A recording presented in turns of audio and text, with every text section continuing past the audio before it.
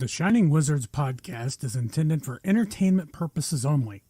Opinions expressed by the host and guest are their own and do not necessarily reflect the views of the podcast or its affiliates. Content may include adult language or themes and is not suitable for all audiences. Viewer and listener discretion is advised.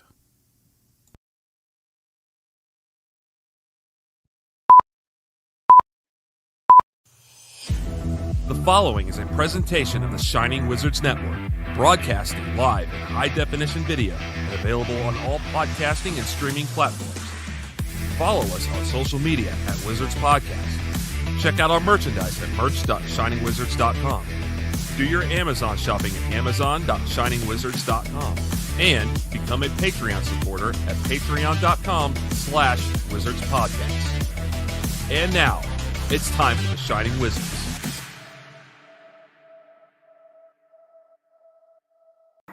This is the XXX Sex Express Sex Yeti. Ladies know, when I'm not having a sausage party, I'm watching the Shining Wizards Wrestling Podcast.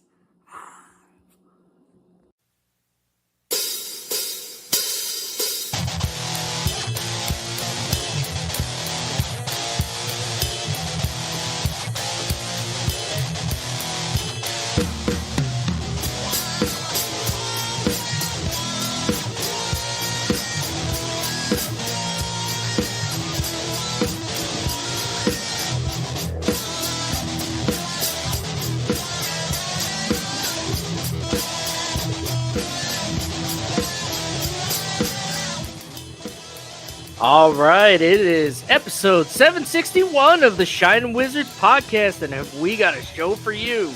NXT showed us no mercy last week, and we got everybody's favorite bridge, Kate the Great, to show up tonight to talk about it. TNA had a bunch of shit that went on. Boy, was it ever. I forgot what they even called their event. Nia Jax tried to kill somebody again. So let's just get right into it with some wrestling talk. And talk about wrestling. Brondo. Double T. Handsome Kevin. Tony. What is he doing down there? He did Did he really just say something into the microphone like we would hear him? I saw his head move forward like he was doing something. I like can imagine what he's doing. Shitty football team fucking tie the shitty Cowboys. Wait, the Cowboys tied this weekend? Yeah, Cowboys and Packers. Yeah. Oh. It's like kissing your sister. He's doing some production things. He'll be joining us in a second. He's okay. Is he doing banners? I can neither confirm nor deny an answer to your question. He does get very creative with the banners. He takes his role very seriously, and I appreciate that.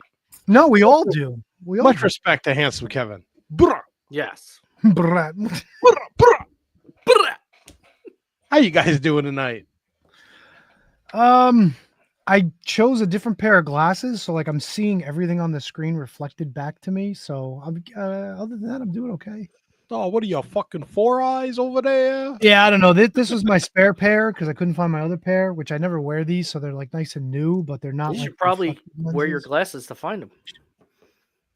I know where they are. I was too lazy to fucking get them, and these were closer, so I was like, let me put these bad boys on.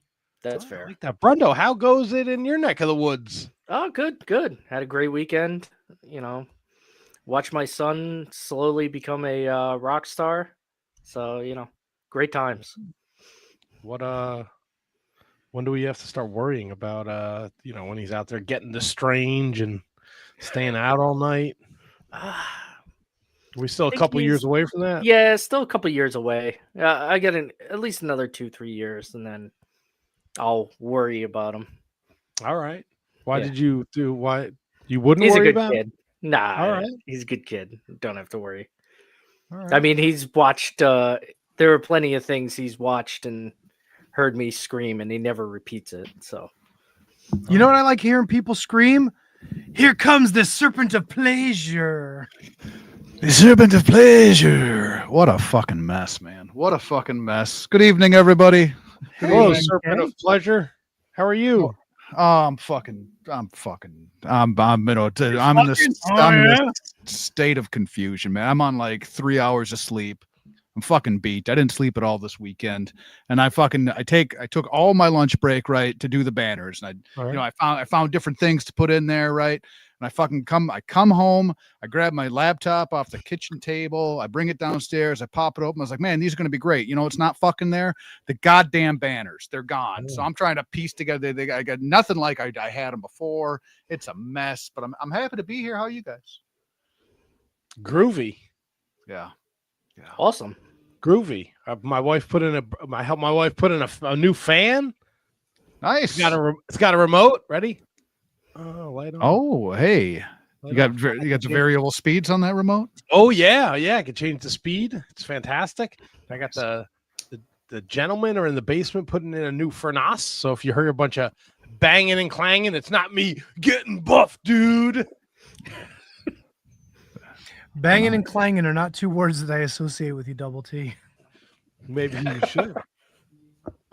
Oh yeah. Yeah. What if I got buff, bro? What if I got jacked? Oh, we got a new Buffy Bags over there. Yeah. How many legs you got right now? 2, brother. Not for long if you get buff. I do, man. I gotta tell you guys, if you like the Brundo HK vehicle that's part of the Patreon, you're gonna love. Me and Tony just started a new venture, a new journey.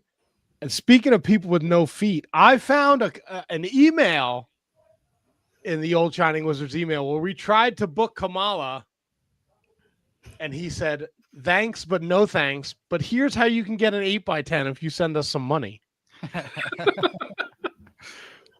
Me and Tony have uncovered that and so many more gems, and it will be part of the Patreon in October.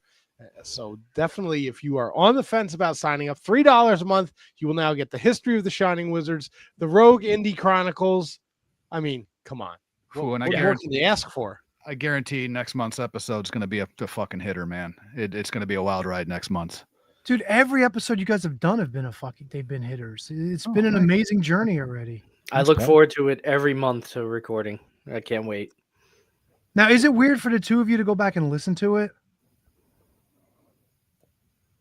See, like, I can't wait. Like, I know, like, on the 15th when it drops, like, all the other shit that I'm going to listen to, it gets pushed. That's so it. I haven't actually listened to any of them but the first one. Huh?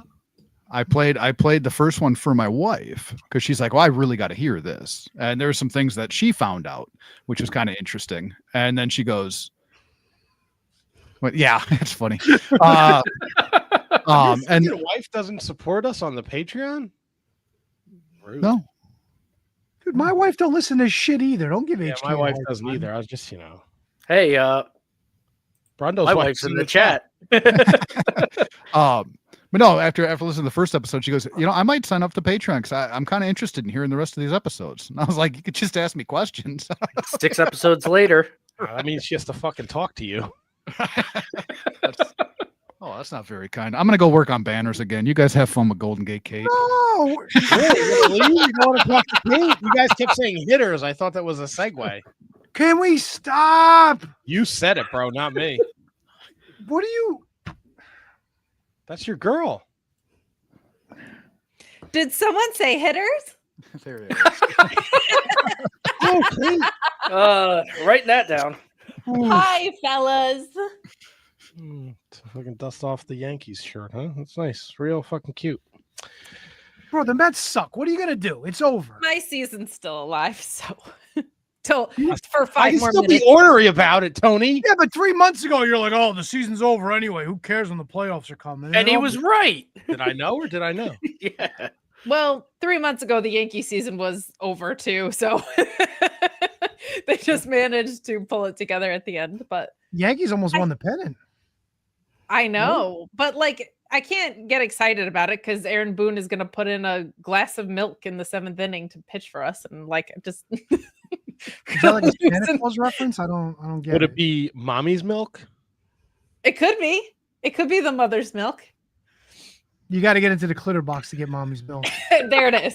There it is. I left mommy alone with the furnace guys downstairs. Oh shit! She get her Uh-oh. pipes clean too. Hey, Mommy's come on milk. now.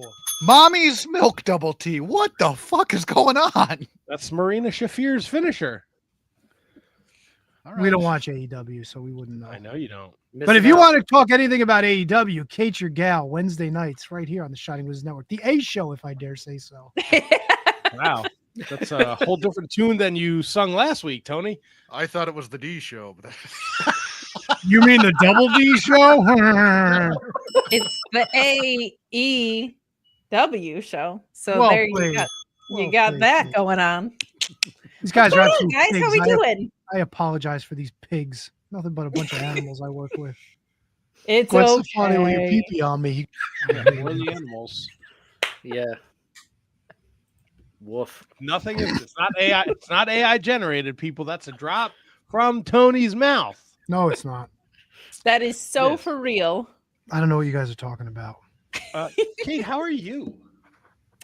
I'm doing all right. I beat COVID for like the 100th time, so you can't see me. My time is now and the whatnot, but I'm doing all right. How are you, fellas? COVID Great. 5 times, huh? Yeah, Fine. So you- not Are you fun. gonna send your body to science one day, or You they're know, gonna study it's you? so I've had every strand of it basically. So like if it mutates, then I get it. But like I didn't have long-term ramifications about it until the last time I got it. So tomorrow we go to the gym and find out what this last time did to me, which will be an interesting time. But we're here. We're happy. I'm on the right side of the soil, right? So can't be too bad. It's a macabre way to put it, but okay, we'll take it. All right, well, I'm glad you're better. Yeah. Well, so it's very odd because like long COVID looks very different in a lot of people. Like my sister still has long COVID because the spike protein is still very high in her system. I know people that have like severe neurological issues. I have had lung issues, so that's going to be like the big tell tomorrow. I'm gonna get on a treadmill like an 80-year-old and see. Maybe I'll go walking at the mall, see what my lungs are up to. But yeah, we're dealing with it. But you know, we're here. We're living. I didn't get to see all of you at the barbecue. That was the last touch point that I had. But I only got to see. You didn't get COVID at my house, did you? No. I probably got it in Philly at AEW, but it's Sounds about right. on the rise right now. Like, because Philly's disgusting.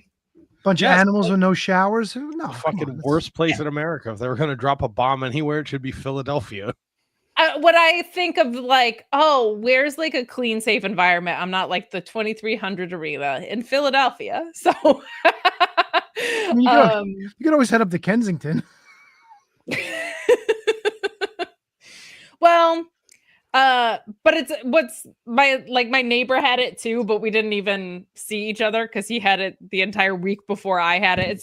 It's just back and on the rise, but it feels a lot less brutal this time around. So we'll see how we're doing, but we're fine. How's the gang? How are you fellas? Great. I didn't get hit by a car this week, so I'm fucking, things are looking up. That's great for you. I did get access to some wrestling via Matt, some old school Google Drive wrestling that made me very, very happy. I have to go back and watch more of it when I don't have a fever, but that was a welcome thing to dive into while I was just sitting around sniffling for a while. So I had some fun with that. I'll tell you what I dove into, and I don't think I was mentally prepared to do it. I watched NXT on Tuesday. I'm sorry. Woof. yeah, man. Oh my God. He's the fucking. He's awful. He's so bad. I don't know how anybody could have watched SmackDown this week either. Why was he on SmackDown too? Wasn't he? Sure Wasn't what? it? Yeah. Yeah, it was- Their was. Graves is still selling the effects of the F5. Holy guacamole, man. It's Yeah. I haven't watched NXT in a long time, right? But they did the invasion thing, right? And I was like, I want to check this out. NXT is I don't like it. I don't like it. The show is it's way too fast. It's like nothing gets to marinate. It's just like segment to segment to segment to segment. And some of them are like real goof, like it puts AEW to shame goofy. Like, well, oh yeah. It was, and then I don't know. I just was not like, I was very excited for this invasion thing that we're doing. But then when like every person from TNA that is in the crowd just got released from WWE, I'm like, this isn't. I mean, I guess it is. If you compare it to like the NWO or like Hall and Nash that just left the WWF and like they were taking over, but it was like, well, Cedric Alexander was just here, and this the inspiration was just here, and this person was just here. I don't know. I was excited for it, but now I'm kind of like, I'm really rooting for Mike Santana. That's really it. Well, so it's a really tricky thing because pray for me. I do watch NXT every Tuesday, unfortunately. But I didn't like the execution of what happened at all. And then on top of it, it does feel really weird when you're like, anybody that's working at TNA would take a baseline WWE contract in a second because of the pay and what it can do for you. Like, I remember on Kevin Owens was on Cody Rhodes' podcast and he was goofing, but he made a good point in that like Matt Cardona's whole indie god thing doesn't really work when you keep talking about how you would go back to WWE and they don't know what, like, he's like, for a guy who loves the indies, he sure talks about how he wants to be here a lot. I agree with that. And I always felt like you're also in TNA, so you're not really like the indie god. I get what he's doing, but like he's talked so much about WWE. He's constantly, it's not his fault either. He's constantly asked about it, right? His wife is there. He's working in TNA without a contract, and he's the one kind of like leading this charge, apparently. Macklin's the only one that actually feels kind of like in TNA proper to be here. And I think some of that is, well, to his credit, he was like, I'm not working for Vince McMahon, and he left WWE because of that. And he's really set down roots in TNA and feels like he's a part of the product. Everybody else that was there, to your point, feels like they just got released from there a couple minutes ago or whatever. And then on top of that, the execution was honestly comical because the whole staff, I'm going to write a strongly worded email about it and show up in a week from now. They're all like writing their tweets on Twitter. They show up. Ava's not there. She's in London. So your child GM here, like your very, very young GM, is in England. They all are backstage hanging out. And I'm still supposed to believe that NXT is surprised that this happens during the main event. Like, it unfolds so poorly. And then on top of that, I'm like, any of these people would be happy to be on the TNA roster. Unless like Cardona can deliver the promo of his life about having resentment at WWE for not re-signing him or whatever, maybe that could salvage it. But like the person that reviews TNA at Fightful, Joel, was like, it just feels like the cuck chair in the hotel room is the only thing TNA has going on for it. Because even at Victory Road, they have Kalani winning the vacated title. So I think the only encouraging thing that you get out of this right now is TNA has planned dates for Orlando. So you hope that it kicks back to their TV product in due time here. But it's that both the execution and the nature of it have just not clicked for me either, Matt. Yeah, I mean, I don't know if you guys saw any of this. I saw some of it. I don't believe for 1 second TNA is going to win any of this stuff. No, they didn't win anything at their own fucking pay-per-view 2 months ago. Yep. And look, and I love Mike Santana. I think she should be the fucking face of TNA, but like, even the whole thing was goofy. They do this big invasion thing, but then the show ends with fucking Ricky Starks and Obafemi. Like, it's like the invasion is an afterthought. Yeah. Like, the show goes off the air, and the last thing you see is Ricky Saints and Obafemi both like holding the NXT World Title. It's just, the whole thing is weird placement. with the pay-per-view, PLE, whatever we're calling it, Saturday, and like then them announcing that they're going to do the Invasion show on October 7th, which is another date that has the Tuesday night AEW show. Like, Yeah, man. He's the fucking. He's Oh the yeah, man. Yeah, worst. it's your point about the rest of the NXT product too. Like this Invasion angle isn't great.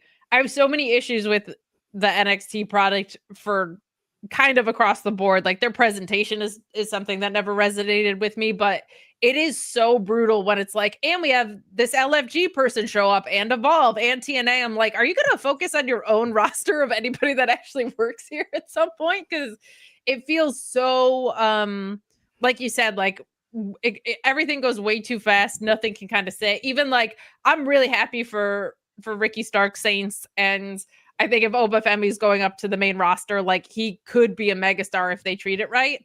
But that being a one and done also feels kind of like Ricky was just like, I'm going to climb the mountain that is Obafemi. And then he just did. And it's kind of like, man, I wish we had like a trilogy out of that or something. Like, I think there was a lot more meat on the bone with that. But yeah, it's so funny with Invasion angles because I'm always excited for them and they almost never work. Like I like my heart wants them to work because I love interpromotional stuff, but like they're almost always really bad.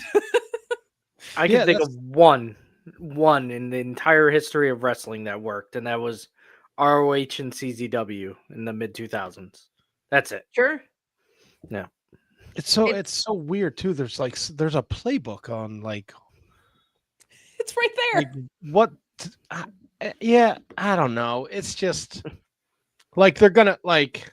I mean, we are gonna get into No Mercy probably after you leave, Kate. But like, Ava makes this big announcement, and then like, who's gonna captain? Who wants to captain the women's team? Lash Legend, not the NXT Women's Champion. No, Lash Legend, who wasn't even on the PLE. She just did a run-in spot. Like, I don't know. I don't watch enough NXT, but like, not Sol Ruka that has 2 belts too. And would serve the story of Zarya getting more jealous of her. Like, too, like there's so many directions they could have gone. Lash is someone I've noticed, like, she has a lot of upside, but she's someone who needs consistent reps on television too. Like there's some wrestlers that just, if they're in a groove where they're wrestling 4 weeks in a row, they look better. And she's one of those, and her presence is very sporadic on NXT, unfortunately. But it's a rough product, and it's a shame because I actually felt like it got better around the time that they signed that CW deal. And much like the rest of WWE, it feels like once the money got there, they just kind of got really lazy about the way they went about business. And I also feel like JC Jane's someone's that's been there 6 years, right? Is she going to lose and get called up? Where does she go? Because these main roster handoffs haven't been great. Look at Carmelo Hayes, right? Like, what happens with Obafemi? I'm hoping he beats Sami Zayn. I think that could be a really cool way to go about stuff. But like, Ethan Page and Ricky Saints shouldn't be in NXT. Like, they should be in your men's mid card right now. Like, so it's a little tricky too. Of NXT's always had this problem to an extent of like, when you are a hybrid television product and developmental program, what that kind of looks like. So it's the trickiest to watch on a weekly basis. And then there's also things that are incredibly rewarding about it, because you'll watch Kalani Jordan going from being like a great gymnast to like, oh no, she's a wrestler now. Like, you saw her become a TV wrestler if you watch stuff long enough. And it's just the weirdest little product. Yeah, you also had to know the drop off, like the black and gold era with like Shinsuke and Sammy and Owens and Joe and Gargano and Ciampa and Andrade, like horsewomen, yeah, all of it. Yeah, Sasha and Bailey and Becky, like it was bound to drop off, and boy did, and then they did the weird thing where they changed like the NXT 2.0, like the 2.0 era was as close as we'll come to modern day Wrestlelicious, I fear. So it's like, I don't know, Wrestlelicious, baby. And then we're doing an invasion, but wasn't the Dark State thing like an invasion? The dark Sure state was. thing got so weird, man. Like they showed up, they attacked an assistant GM and wrote "No one is safe" in blood on their wall, and then just kind of hung out for a real long time. They were in fucking backstage segments Tuesday night, just like hanging out with everybody and Joe Hendry. Yeah, man. So you mentioned Santana, and this is the other problem with this TNA invasion angle is it's like Joe Hendry is obviously going to WWE. Santana, I think, is a free agent either next month or at least by the end of the year if he hasn't resigned already. So it's like, are you going to give him a title reign? Are you going to give it to him for 2 months? Because WWE has sounded interesting. Like I don't know if they're ever going to get out of that free agent trap issue because one, they don't pay their wrestlers, and two, there's so many people that are on appearance deals because of the way that they tape that like they can just get plucked anytime. So I feel like that when you pay enough attention to the outside of what's going on, it makes it really hard to buy into what's happening, and what's happening has been kind of poorly executed on top of that. But of all the products for this, TNA is probably the most difficult one because it just feels like nobody is invested. That's kind of the LOL of it. It's like every 6 months, their biggest stars are leaving. Yeah, and take a look at the women's division right now. Like when that match ended, like you look at that battle royal, it's like, didn't the TNA Impact women's division used to be amazing, and now it's like, who's that that's left? Yeah. The knockouts division does feel like it's suffered. I'm sure that's probably in part because there's like when they were in their golden era, I felt like WWE didn't care about women's wrestling, and they were the number 2, right? So it's trickier now that there's actual proper free agent interest in women's wrestling.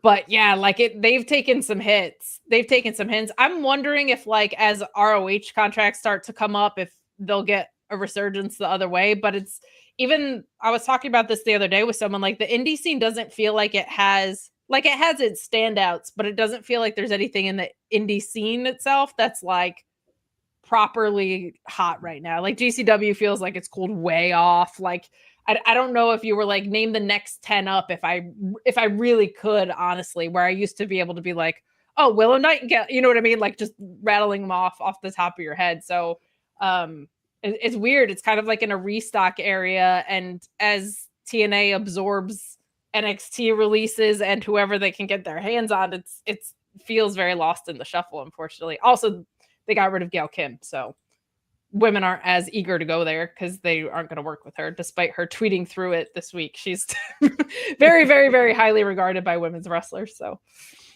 and also like you mentioned, like the indie scene, like everybody work like the guys on the GCW show, they work for TNA, they work for sure. AEW. Like there's so much. Billy Starks is on GCW shows and she's in Ring of Honor and she's on there's Marcus nobody. Mathers. Yeah, he's in the Evolve. the ID the gimmick, right? Yeah, it's you know, it's a weird. It is definitely a weird time, right? Yeah, I think that happens when you get so oversaturated with promotions, right? Like MLW is actually doing, I know people kind of like write it off or whatever, but they're way ahead of where their perception is as far as like compared to their own goals. But when you have NWA allegedly still exists, WWE and AEW with really bloated rosters because everybody gets injured all the time. MLW now also has a women's division. And you can do things as an independent, especially when like Karrion Kross is going to go make more money on the independents than he would have if he resigned, kind of thing.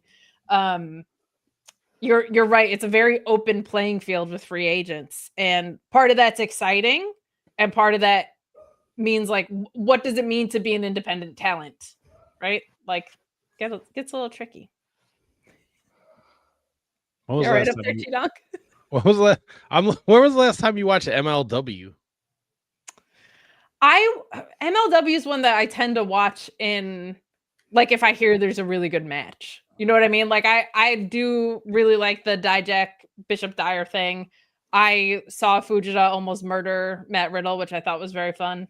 But it's more like I'll go back and and pick and choose, but it's not like they're selling houses in a way that they're a real threat, but like in comparison to what their expectations are, they are continuing to sell out. Like they continue to do what they want to do at a high level for what they're aiming at, which is all you can kind of ask when you're like the number 5 promotion kicking around, you know? Like No, I think that they don't do like, they stopped doing weekly TV. They just run these specials now, right? Is that they do run specials? They're pursuing weekly TV again. Like that's something that's on the table. They got a windfall of money from that WWE lawsuit. I know everybody laughed it out of the room, but they got like $25 million because WWE did what they were accused of doing essentially, and they didn't want to be in a legal battle at it. When you're a multi-billion-dollar company, you just throw money at it and it goes away, right? So more media appearances. That set them ahead of pace. We need more Blue Meanie. Throw some money at him. Well, maybe it's time to go back and check out. Saturday looks like a loaded show. Rugido, Blue Panther, and Atlantis. Yeah, it sounds amazing. Paul London, Austin Aries. There's a guy that looks like he should have been in the Wyatt 6. He wrestles barefoot. He's kind of cool looking. I'll check that out. I don't know who it is. Let's see. Is he in here? It's not caveman, is it? No, it's not a caveman. No, he's got like a weird like mask on. But see, here's that. But then they dust off, like they're still dusting off Kojima, Akamura. He's like a zillion. Okay, but Kojima's great. Can they bring back like Bud Heavy? What about Barrington Hughes? Bud Heavy's a good pull. Shotzi's there, bro. Did you see? Oh no, the Shotzi story today? No, what did I miss? No. There's a clip. She was on like Soraya's podcast and they were talking about like WWE drug testing. And she's like, WWE, when they drug test you, they're like, you got to go now. And she's like, and they got me one time, but I didn't have to pee. I had to take a shit. So I had to take a shit while somebody was standing there watching me take a shit. And it was the worst experience of my life. Wouldn't you just clench up? Like, seriously. I mean, when you gotta go, I guess. Yeah, but like if somebody's like staring at you, like you would think like you'd fucking bind up. You know what I mean? Like that feels like that should have been a Shining Wizards exclusive. I'm more annoyed about that. Like she picked the wrong platform to tell that story on. That is like a have you ever shit your pants in the ring? No, but let me tell you this great story. That feels like it was tailor-made for you guys. Yeah, I mean, let's be honest. Soraya's grabbing at straws right now. Nobody gives a shit about her anymore. So, you know, she's got to go to the Shining Wizards bag to get fucking views and listens and whatnot. Well, that was a Shotzi story, though. That wasn't Soraya searching. Yeah, but then Soraya going, hey, you ever shit your pants, love? Oh. What do you got against Soraya, man? I bet she'd be a fucking great guest to have on the show. She probably would be, but she's biting our gimmick, dude. She's not biting our gimmick. Oh, she is. She could bite something. Easy, fella. Jeez Louise. My goodness. I meant my ass because she's like biting off of us. She's biting off of us. Everybody's She is. Everybody is. So's Phil. Phil, that son of a bitch, you motherfucker. Can't wait for Eddie Kingston to have a show where he's talking about everybody shitting their pants. Yeah, quit stealing our That would be great. Please. That's why I brought up Eddie, Kate, just for you. Tony is here to please. Kate, we are pleased with you and Kate's Corner. Where can the people find? Because I know you're always doing what? Tuesday night you're doing Sour Graps. Wednesday night is the Mark Order podcast. I don't know what you do Thursday. I don't know where you are on the weekends. Hard to keep track. You do all my plugs. That was awesome. But Mondays I'm on Fightful Select doing the Sour Graps Raw review. Tuesdays I'm doing Sour Graps NXT Pray for My Soul. Wednesdays at the Mark Order podcast. Thursdays I sleep. It's great. Friday doing SmackDown on the Fightful main channel. And PLEs and post shows also at Fightful Select. So you can head over there if you want to see more of me. I also do have my own channel that I usually do like content for a week and then I just stop for like a month. So if you like inconsistent wrestling content, head on over to my personal channel at Miss Kate Fave. But yeah, I have fun there when I'm not like sick with COVID or too busy. So yeah, man. Oh yeah, man. Miss Kate Fave. So annoying. I'll be over there popping my dick, as Booker T would say. So Popping my. We'll see you next time. Okay, That's something he terrific. says. You didn't see He that clip? legit on a broadcast said that when I forget who came out. JC but Jane, I think, right? I think it was, yeah. It was the toxic ladies. And Or this Fatal motherfucker Ladies. still has a job. It's unreal how bad he is. He said, "Popping my dick." Oh yeah, I'll go find the clip and send it to you. You'll want it as a drop, honestly. In his defense, popping my dick ain't bad. Right? That's not a bad line. We were like, did he say popping neck? Nope, definitely said dick. It's not something you want your commentator saying, though. That's a great line, though. I mean, to be honest, of all the things Booker T says during a show, that's like top 3. It at least caught my attention. Champagne wishes and caviar. Shut up. Fucking worst. He doesn't say shucky ducky anymore, does he? Oh, he does. Oh, a And shitty then he line from a ruins Dick shitty Williams' comedian from the 90s, and he's fucking cool. Oh my god. Of all Oh the yeah, people- those are like the most recent references he makes. They're It's bad. Well, thanks, But I'll Kate. let you fellas Enjoy, get back to it. Thanks for having me on. enjoy whatever your Fightful select tonight. Right? That's what you said you're doing. Yeah, I'm on selecting early today because we have early SmackDown starting at 7s while football's on, so we'll take it. Thanks, Oh, shit. fellas. Bye, Kate. Bye, Kate. seeing you See again. you later, Gator. Kate the Great, everybody. At Miss Kate Fabe. Give her a follow. Support her. Check her out. So wait, so Netflix is on, like, Raw's on Netflix right now? Yes. Why It did they starts do at that? 7 now, I think, right? Wait, it's always going to start at 7? No, The I last think couple of weeks it has. just for football season, I think they're trying to get Oh, a couple people get some eyes on it earlier. Well, just put Nia Jax on every fucking Monday night. then you'll be What's good to wrong, go. handsome Kevin? Oh, nothing's wrong. I just popping my dick is fucking gold. I love it. I love it. Could be the second best thing he ever said on a live mic. Yeah, yeah. It's fantastic. Keep it up. One thing I was thinking. No, that was Vince, you dummy. with NXT and Raw, and people moving up and down, and Yeah. there's obviously there's guys in NXT now that they're going to move to the main roster. They're going to do great things. There's going to be guys that move there and they don't do so great. Is part of the problem just overall? They have a bloated roster full of like studs. You know what I mean? Like they have so many talented hands there that when somebody does go up, where do they go? Like you bring fucking Mello up, and people are like, well, he hasn't done much. Well, what the fuck is he supposed to do? He's not Randy Orton. He's not, you know what I mean? Like he's not even like on par with some of those mid-card studs. So it's not necessarily like, I don't think it's an anybody's fault thing. I just think that how do you fall into a group of superstars like that? You know what I mean? Like you have to be a fucking Kevin Owens. You have to be potentially an Obafemi. You have to be one of those unbelievable hands to fall in and be able to stay there and get lift over time. So I don't know. It's an interesting kind of a situation. Like even like Kate said, like Ethan Page, if he gets called up, what is he going to do? Like I love Ethan Page. I think he's a talented hand, but you're going to put him in the mix with all the studs that are there right now. How, you know what I mean? Like how is he going to get in there and fucking find his groove and be another one of those Sami Zayn, Kevin Owens type guys? Yeah, it's like a catch-22, right? Because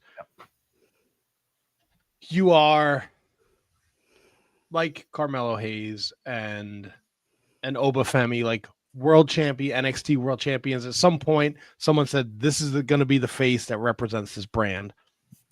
Now, where do we put them on? Like your main event on Raw and SmackDown is, to your point, HK, it's to the gills with fucking CM Punk, Seth Rollins, Brock Lesnar, Cody Rhodes, John Cena, AJ Styles. Did I say CM Punk? Drew McIntyre, like, and then the tier below that is just Jey Uso, LA Knight, Dom, Finn, like, yeah, who's the US champ? Sammy. Yeah. Sammy. Yeah. Yeah. But they don't have I think the problem is they don't do a good job of I think they assume, Matt, I'm going to get this thought out of my brain. I promise you guys. I think they assume that everybody that watches Raw also watches NXT. So when you bring these guys in, a lot of the times they don't get reactions because I don't think the fan base is familiar with them.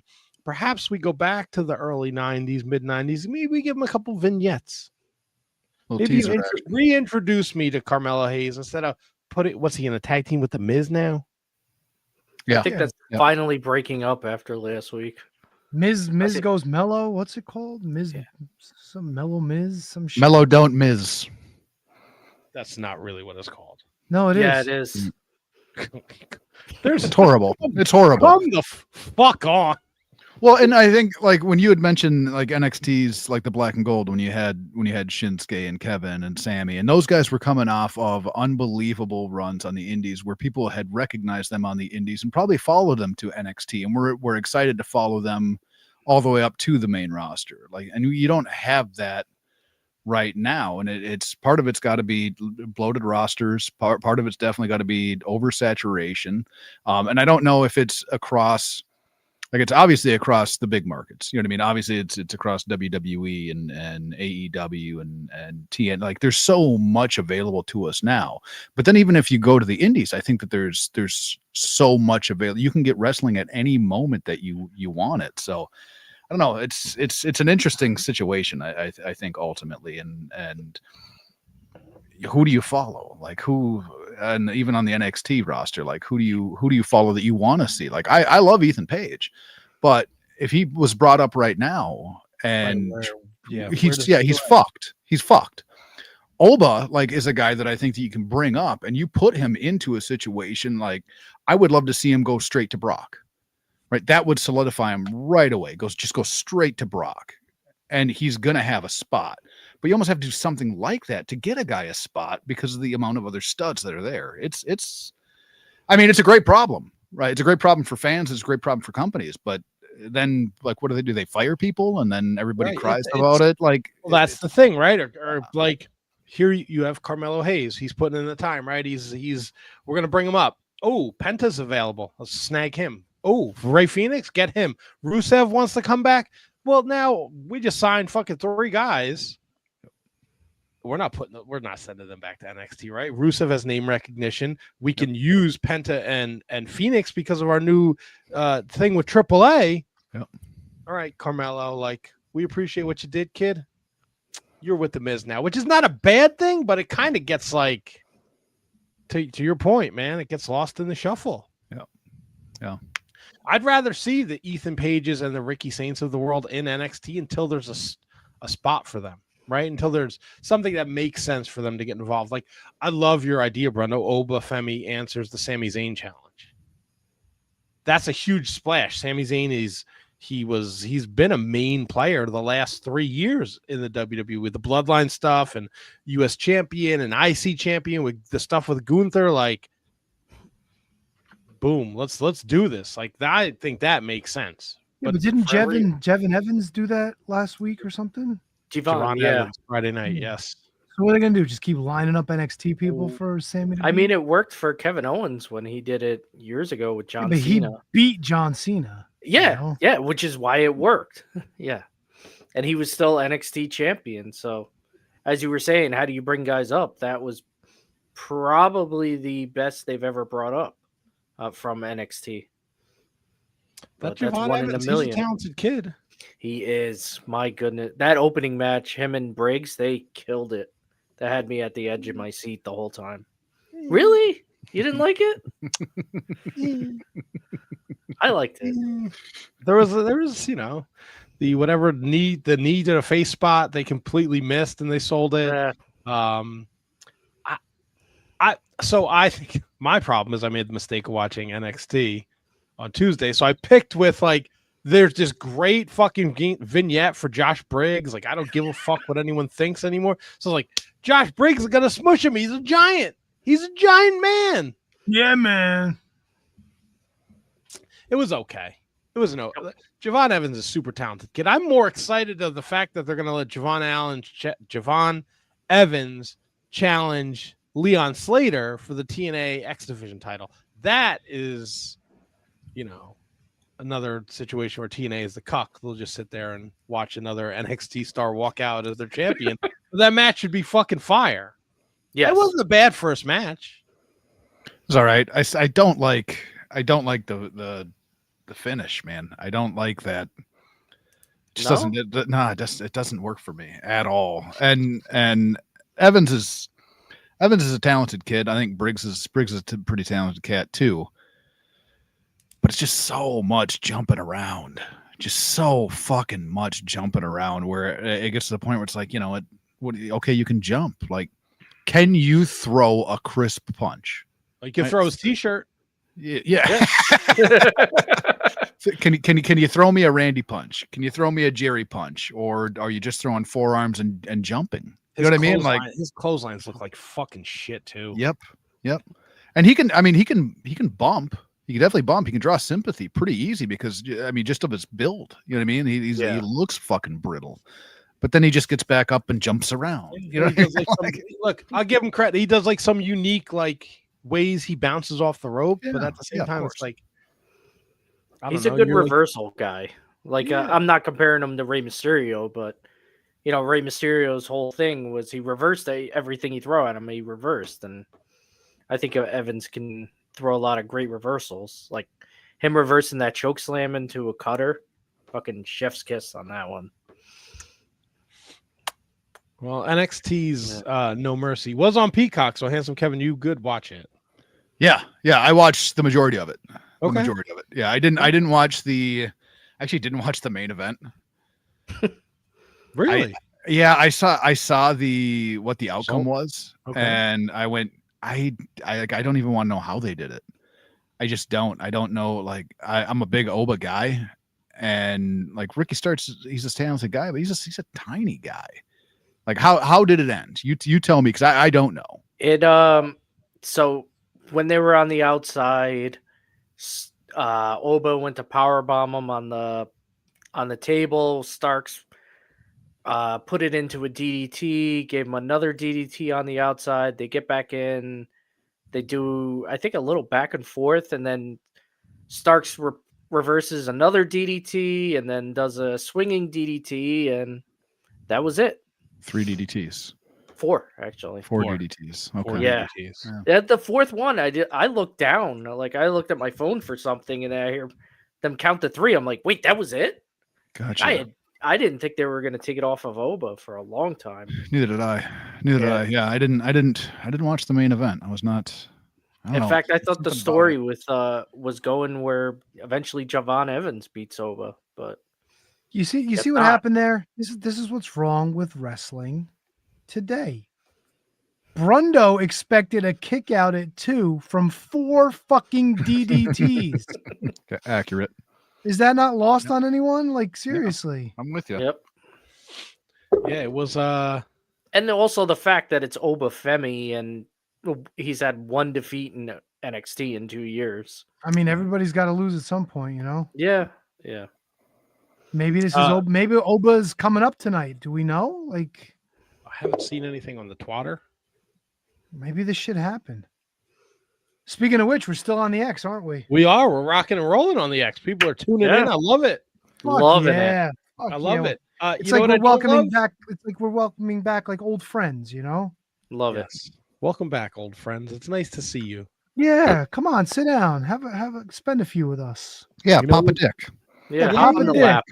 You know, it would make it more fun if we change the lights every fucking couple of seconds during the speed time match. Fuck yourself. Fucking go fuck your hand. Yep. Yeah, man. Couldn't agree with you more. Double T. Green, it's orange, it's red. There's a fucking clock on the screen. Just fucking. And she's the North American champion. Why the fuck are we highlighting the speed title? No idea. Horrible. How long was the match? Is only 3 minutes, right? They 5. time it. 5. Oh, it's 5 now. Yeah. 5 minutes. And she's a stud. That whole thing is that's such a fucking mess. That speed bullshit. Can't stand it. Well, they canceled the show. They don't know what the fuck to do with the belts. Just get rid of it. It was an X. It was an X deal. Was it not? It was their sponsorship or however they worked it out. Like, just get rid of it. Be done. Was it like trash? Was it like for like Speed Stick or something? Like, No, it was X. They had the matches were just on X when it started. Oh, it wasn't. Yeah. It wasn't like a promotion like for a product or anything. No. It wasn't like the Old Spice 5 or some shit like that. just for like try and get some new eyes because people can't sit through fucking regular wrestling match. Everyone has to consume everything in fucking 4 minutes and then be done with it. On to the next thing. Yeah, I mean, overall, basing a gimmick around like rushing a wrestling match just kind of seems weird in this day and age. Like we don't have like the 10-minute jobber matches that only went 3 minutes anymore. So it's like, how do you make two actual competitors who are going to have a competitive match squeeze it into 5 minutes? Like it kind of makes everything else you do feel like out of the ordinary, you know? Mm-hmm. It's like, oh, somebody could win a match in 5 minutes. Why aren't all the matches 5 minutes? You know what I'm saying? Yeah. And why isn't she defending the NXT North American title? She's got to defend that speed title, bro. She doesn't. Just throw the thing in the fucking garbage. Let Jim Duggan pick it up out of there like WCW style. Let him take it home, Jim. Have another title. Send it to AEW. Speedball can have it. I would fucking love for Jim Duggan to be the fucking WWE Women's Speed Champion. I'd watch every match he did it. And they didn't even like Kate mentioned it during Kate's Corner, like the Zarya like being jealous of Sol Ruka, like didn't even play into the match. It was fucking Lash Legend coming out and getting involved in Jada Parker's business.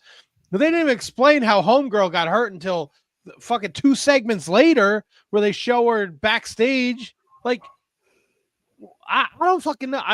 This was a tough watch for me, guys. I don't know who any of these broads are, so he could have just made up all those names. Didn't we do just like who we're gonna take to Homecoming a couple weeks ago? We did. Yeah, I had to look them up. I was on the WWE roster page. You could have held a gun to my head. I would have been like, all right, I guess I'm dead. See you later. I know Pizzeria just because I know her name. And I know Laya Valkyria because she got brought up and she was fighting with Becky. Yeah. You know Jordan Grace. Jordan Grace. Oh, Jordan Grace, yeah. But I know her beside NXT. You know what I'm saying? Yeah. The homegirl, forget it. Speaking of broads, Kylie, what's her name, had to give up the ID belt, and then Ash by Elegance had to give up the TNA belt. Yep. Yeah, so Kylie's pregnant. Yeah. Smiley Kylie's pregnant. Ooh, dick.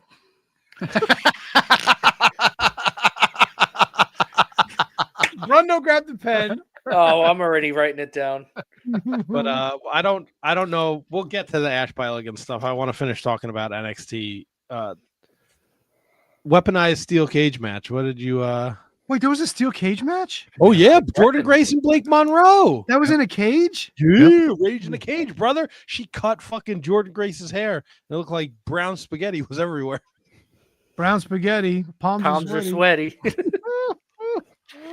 So I'll hit you with this. There were 2 things that bothered the fuck out of me in this match. Brundo's pissed. And the first one is they go, maybe halfway through the match.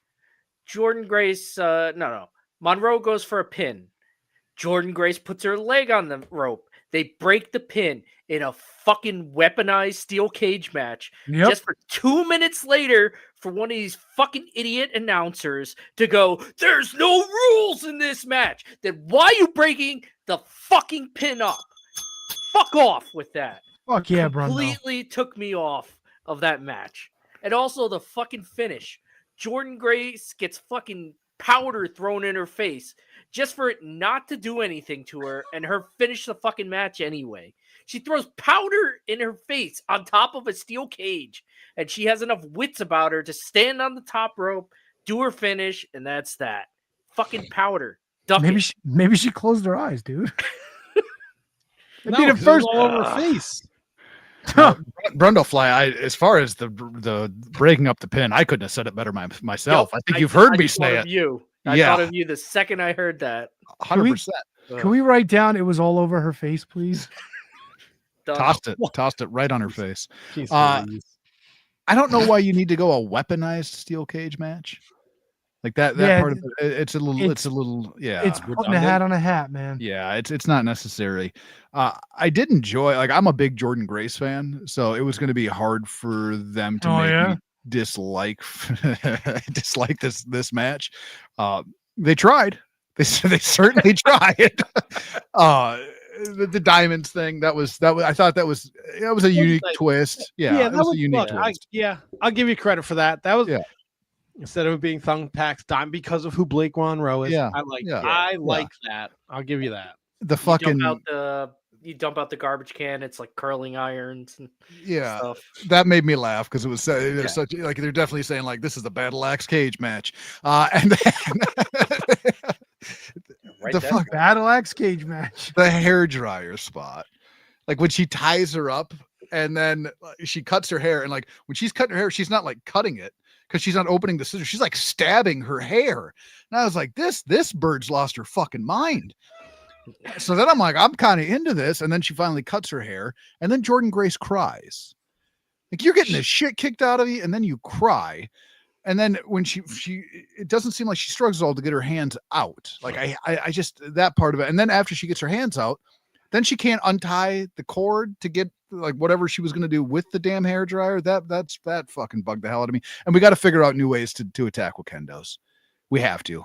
It's getting to be too much. Every time somebody grabs a kendo, it's what are we at the top of a goddamn roller coaster? Oh, they got a kendo. Like, there's got to be another way. There has to be another way. Perhaps the next step: weaponized steel cage match, kendo stick on a roller coaster match. That ain't bad. Let's do it. Verso's not listening. I know it's a couple minutes past, but Tropical coming in. New disclaimer with Duggan as women's speed champ, calling his opponent a hoe all the time. I mean, that tickled me. They'd be mad at him. They'd be real mad. They'd have a reason to want to fight him. Fuck yeah. Dude, imagine he's just in 3-point stances all day, knocking women over. Fucking amazing. Just like talking broads. Like a fucking Botchamania highlight reel. Like Duggan's in a female battle royal for the speed championship, just fucking shoulder blocking him over the top, left and right. Oh. Hitting him with the tape fist. Yeah. What did you think of the cage itself? I kind of dug that cage. It was a little bit smaller. Like I liked it. Yeah. The cage itself was good. Yeah, I kind of dug that cage. I didn't like that they had the door of the cage off the ramp though. Like, why wouldn't you just have it right? Just walk straight down the ramp into the fucking cage. Why do you got to walk down the ramp and then get off the ramp and then get it? Like, that part of it fucking sucked. Why do they do it? Why did they have the girl who was supposed to be in the speed match on 2 segments later to explain how she hurt herself? And then have her interact with Lola Vice? Delayed reveal, suspense, double T. Mm-hmm. I still don't know who these broads are. Lola Vice is nice. She got a nice hiney. Lola Vice is nice. Yeah. Yeah, she has a nice hiney. Let me see. Mm-hmm. Clip that. You know who else had a nice high knee? Who? The Booty Man. Come in with that high knee. And did he though? Fuck yeah, he did. Yeah, man. Popping that dick. We coming for you. Ethan Page, Tavon Heights was fun. Yeah. Tavion. I thought Tavion Heights was really good during this match. Mm-hmm. I'm a big fan of him, of Dempsey, all those no quarter guys. I know Tavion and Miles Bourne aren't in the no quarter, but all those guys are really talented. And I thought this would have been a great way for them to kind of put a rocket to Tavion Heights. But, you know, as you saw in my picks, I'm the only one that picked him and I failed. But yeah, Heights is he's a talented kid. He's a very talented kid. I think he's got to worry about where he is with his in-ring though. Like, he's super talented, but you get to a point where like there's a lot of Kurt Angle in his work, and you don't want to keep trending, like, not that you don't want to be like Kurt Angle, but you don't want to do so much of his move set and kind of trend so much that way that you start getting compared to him and then you're automatically lesser. I think that's what happened with Ziggler. Ziggler's comp for a long time was Shawn Michaels. And his moveset started trending more and more Shawn Michaels. And then all of a sudden you compare him to Shawn Michaels, and he's a lesser Shawn Michaels. So I think that's one thing that he's got to look out for is trending too closely to Angle. But I think he's a talented kid. Brando, you did mention Miles Bourne. I just have to say, because I watched NXT, the show opened with a Miles Bourne Lexus King lights out match. Yeah.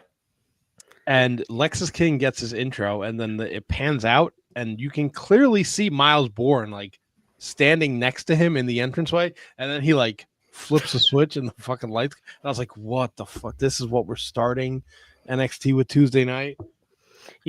I don't think they really. I don't know if they did, but they could have really said like, "Okay, we're doing a lights out match," but this is even worse for Miles Bourne because the guy's freaking deaf.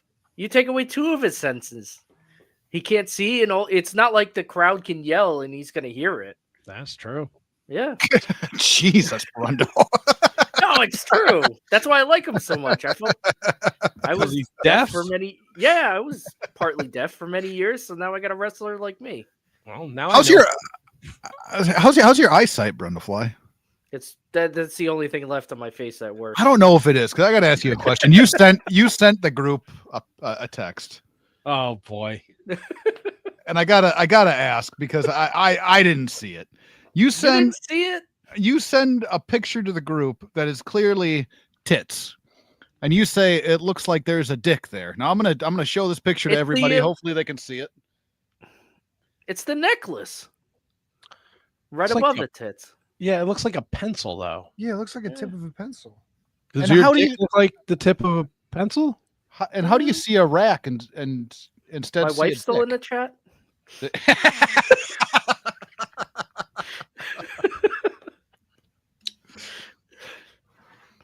Confuse me, Brando Fly.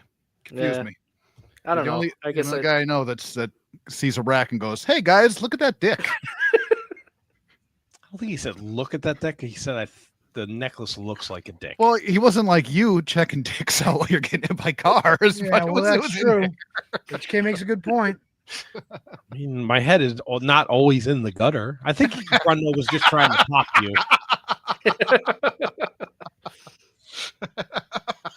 JC Jane retained against Lola Vice. Fantastic match. I really enjoyed this. Yeah. I got more out of these women than I expected.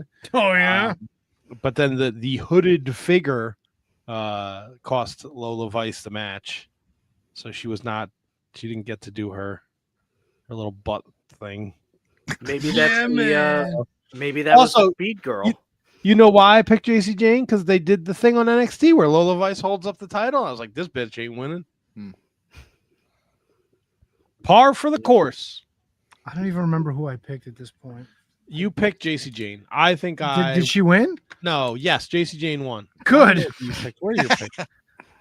Wait, you didn't run the numbers? I did run the numbers. I just don't have. I'm afraid to open. I have all the shit open.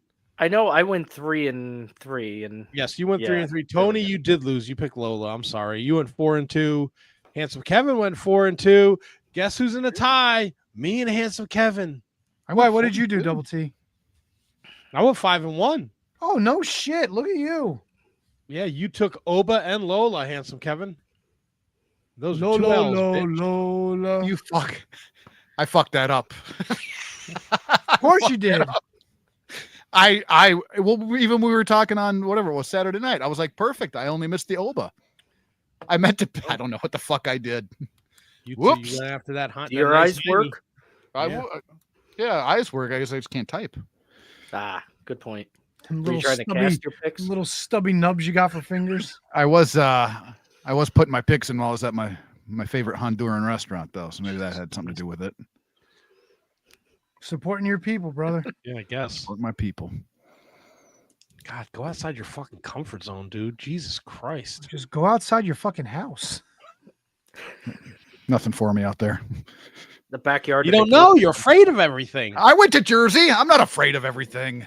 You went to Jersey. You want to go to the same fucking restaurant you went to last time you were here? No, we didn't. We went to Cockslobbers. No. You wanted to go to the same restaurant, and I said, Where did we go? Dick Turner? What the fuck was it? Rooster Spin. Rooster Oh, Spin. gotcha. Yeah. The old- As opposed to Meat Spin, Double T's favorite restaurant. You spin me Me right around. baby, right around.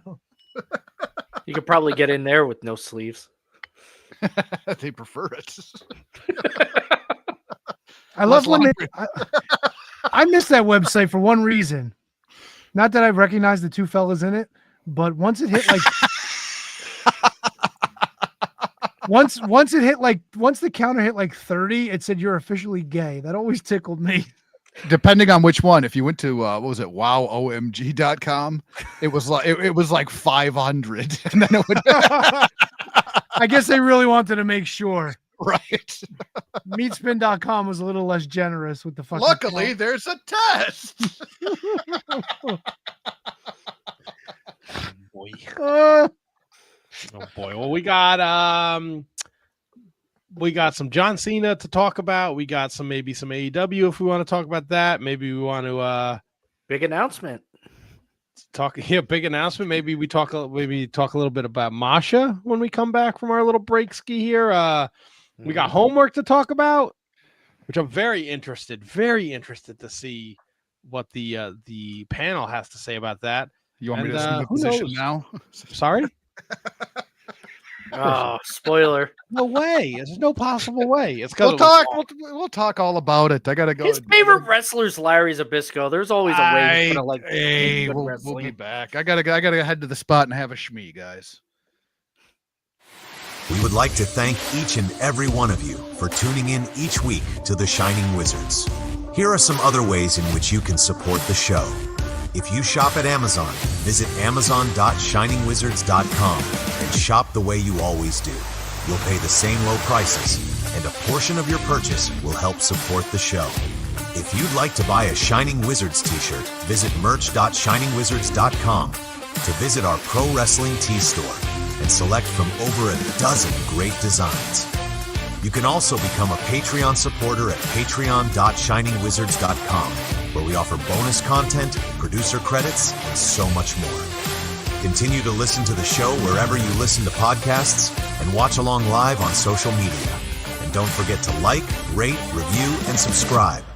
Your continued support helps us to continue to bring you the best in professional wrestling podcasting.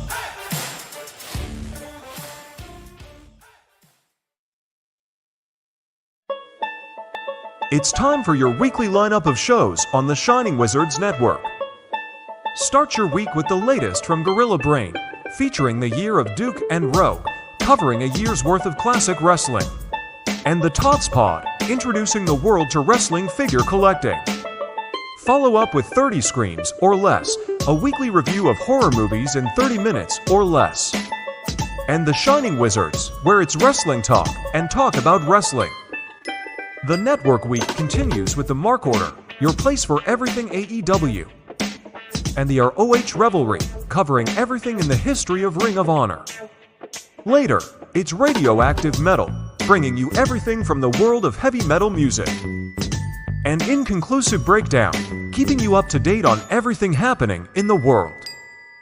The Shining Wizards Network is also the home to other great shows, like the Brocast, your watch-along podcast from Down Under.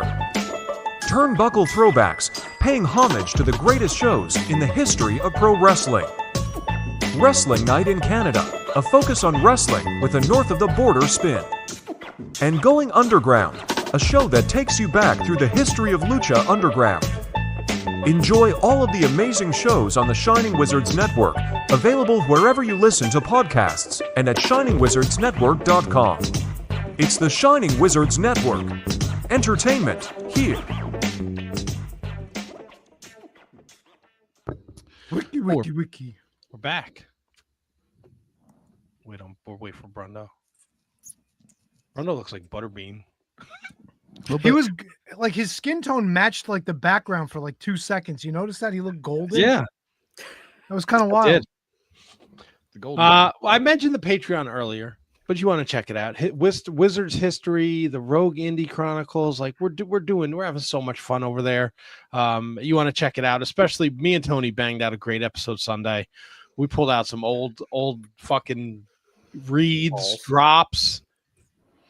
Yeah, it's the first Patreon I've done in a long time, and it felt good. Like it was nice to be back doing some bonus content, especially with Double T. And it was the kind of stuff that like is the origin of this show, like, and it's not going to be something where like Handsome Kevin's detailing like his entire like history through JJ Rogue's entire history through the independence, because we decided if we were going to do an entire history episode by episode, it would take us 14 years to get through these 14 years, and it'd be 28 years in, and you'd never get to the end. So it's more of like, it's a chronology, but it's also like a bit of a history. There's going to be some stuff that we deep dive on, some stuff that we just kind of mention and blow past. So, and a lot of stuff ties together. Like things will, like if we have an idea, like day one, like, maybe like, a month or two later, hey, whatever happened to that kind of, just kind of like a chronology kind of thing where we'll talk about different topics, different things when they came up, like dedicated to like certain guests, whatnot. It's going to be different, but it's going to be fun. It was a lot of fun recording it last night. Or yesterday. And we have a lot of like, I have access to a lot of old emails. So yeah, we do. I'll like some of the fucking goofy emails I would write to try and book guests. Like we'll read those. Like there's so much, and there's a lot of people who maybe haven't been with us for 14 years. So if you want to know how the podcast came about, like this episode that's going to drop in a couple days in October, you want to check it out. And if you want to be a part of the Shining Wizards Hall of Fame voting, you need to sign up for that Patreon before Wednesday. If you are a Patreon the end of September, you will get a ballot emailed to you in October, and you will be able to vote for the second class of the Shining Wizards Hall of Fame. If Dave Meltzer has one, why can't we? And we're going to do a better job with it. Oh, 100%. 100%. So check that out. And if you are in the Winnipeg area, I updated this for my girl SJ. I'm going to throw that up there real fast if I can. Street team will be at WPW's Rumble in the Burt on October 19th. She just has koozies. So if you want to get in her coos, you subscribe. No, I'm sorry. If you want to get a coos from her, that's better. Or koozie. Yeah. Should I say coos or koozie? Koozies, yeah, koozie. Yeah, go koozie. If you would like a drink koozie, see, better there. I was getting ahead of myself. You see SJ at this WPW show. You say, hey, SJ, what's up? Check this out. I subscribe to the Shining Wizards on YouTube, and she will give you a free drink koozie. Don't think you're going to get to touch her coos, because you won't. You won't. Don't even try it. Way back in Honduras if you need me. I like the Honduras flag. Street team, they did do an amazing job. You see the girls, say hello. They'll hook you up with some free merch. I know Lisa and the other ladies, they still have some Shining Wizards merchandise. So when I get their schedule, you'll get their schedule. 14 years, people. What? I can't say coos? This is where we're at. We're at Honduras? This is the same guy who's thinking about airing some of the old episodes.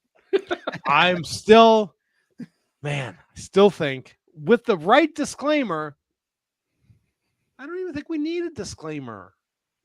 It's not the same show. It's different. It's changed drastically. But I think there's people out there, maybe they listen to the Wizards history and go, I wonder what these guys sounded like 14 years ago. I was off the rails. I said a bunch of heinous shit. And you want to put that back out there, you do, huh? But it was a different time.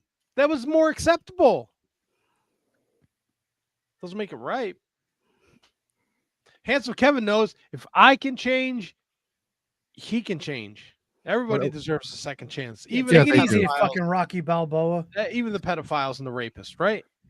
No. Fuck no. There's a line. There's a line. I agree. Look at that. SJ rules. She said, I will even buy them a beer if they are a subscriber for the koozie. That's a dangerous proposition, SJ. That might be a fucking big old tab by the end of the night. I don't know. I don't know what they charge for a beer in the Burt, but I can't imagine it's like less than $10. No, they go loonies. Wrestling shows don't try and ding you over the head with the booze unless you're getting like liquor. Oh yeah. They'll get you. They'll get you. Yeah. Oh yeah, they'll get you. It's a live event, man. You get live event pricing.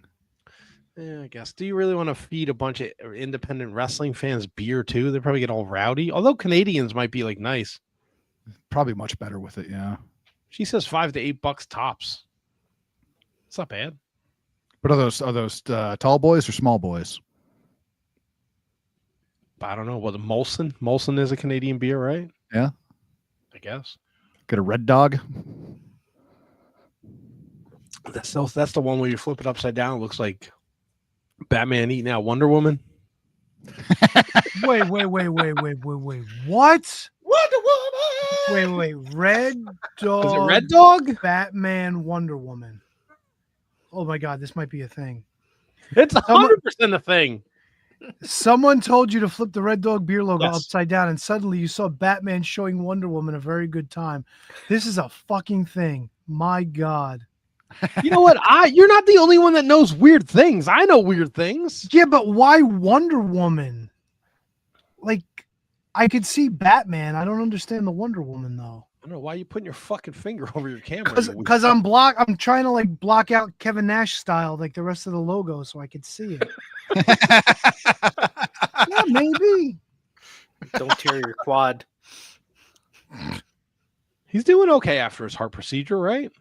I think so.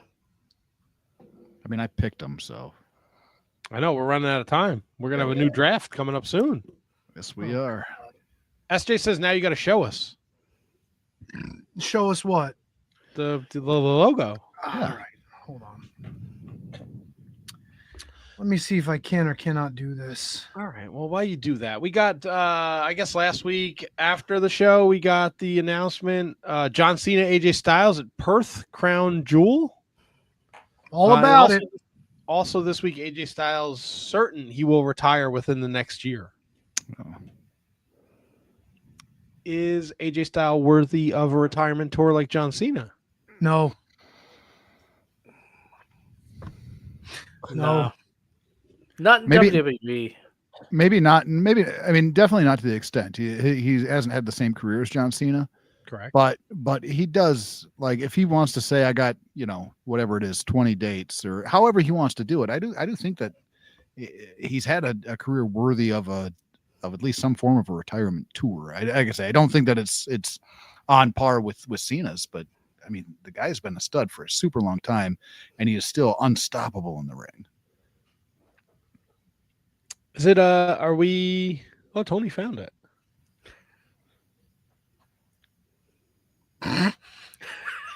He is going to town there. How do you know it's Wonder Woman? That was my question. I mean, you could pick any woman character, Catwoman. I mean, look at Elektra. that. Might be Brian Knobs. Look at that asshole. I know, Jesus. She's got a fucking gaper, Wonder Woman. It kind of looks like a serpent of pleasure. Like, does it whistle when she flies around in the fucking invisible jet? Or does it just go like... Is she constantly queefing? Come on. Oh, really? You're talking about eating coos, and I'm fucking talking about a queef. And I get, come on. How come it sounded like it sounded like a Jetsons car that needed work?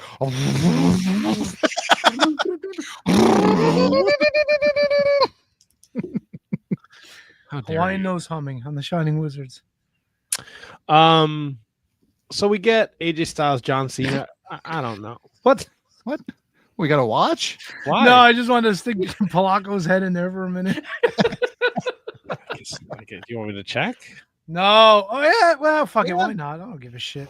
But fuck it. I tell you where PJ Polaco was. WrestleMania 12 coverage, year of Duke and Rogue this week. You got to mention in that tag title tournament. Yeah. The Body Donnas won. I really had to hold my tongue too. I was going to say some very horrible things. I said it once. I said it 1,000 times. Low key, fucking Duke is a very funny man. Yes, he is. He Very always has been. funny man. The shit that he thinks of, like on the fly, I'm like, man, what a fucking genius. Yeah. No, you don't go to school for like 14 years and not be a genius. Wow.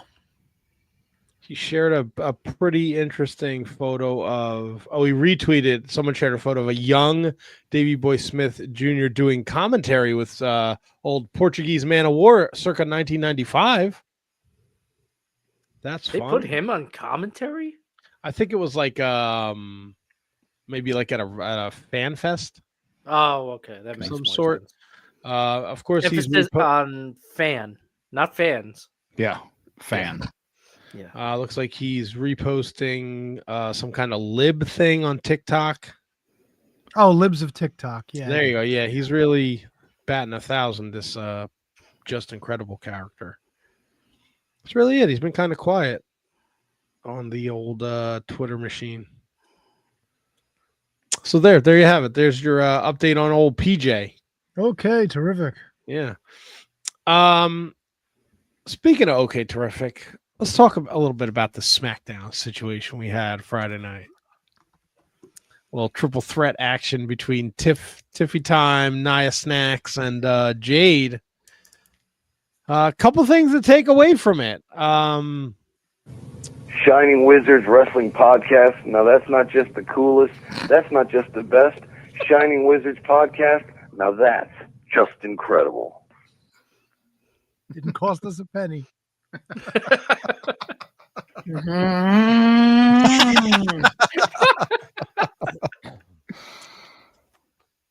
Jade Cargill has some new cosmetic injury to her face, and the referee doesn't know how to count to 3. If the referee had counted to 3, Cargill's face would have been just fine. Now, let me ask you this. Shouldn't Cargill know to put her hand up to block her face from smashing into things, or? Yeah, I don't blame Nia Jax for that at all. I don't. I mean, I know she's been reckless. I don't think she was reckless with her toss. I don't. That was on that was on Cargill to protect herself. There were people saying she did that on purpose. I'm like, what the fuck is wrong with you? People are stupid. Yeah, people are dumb. Very much.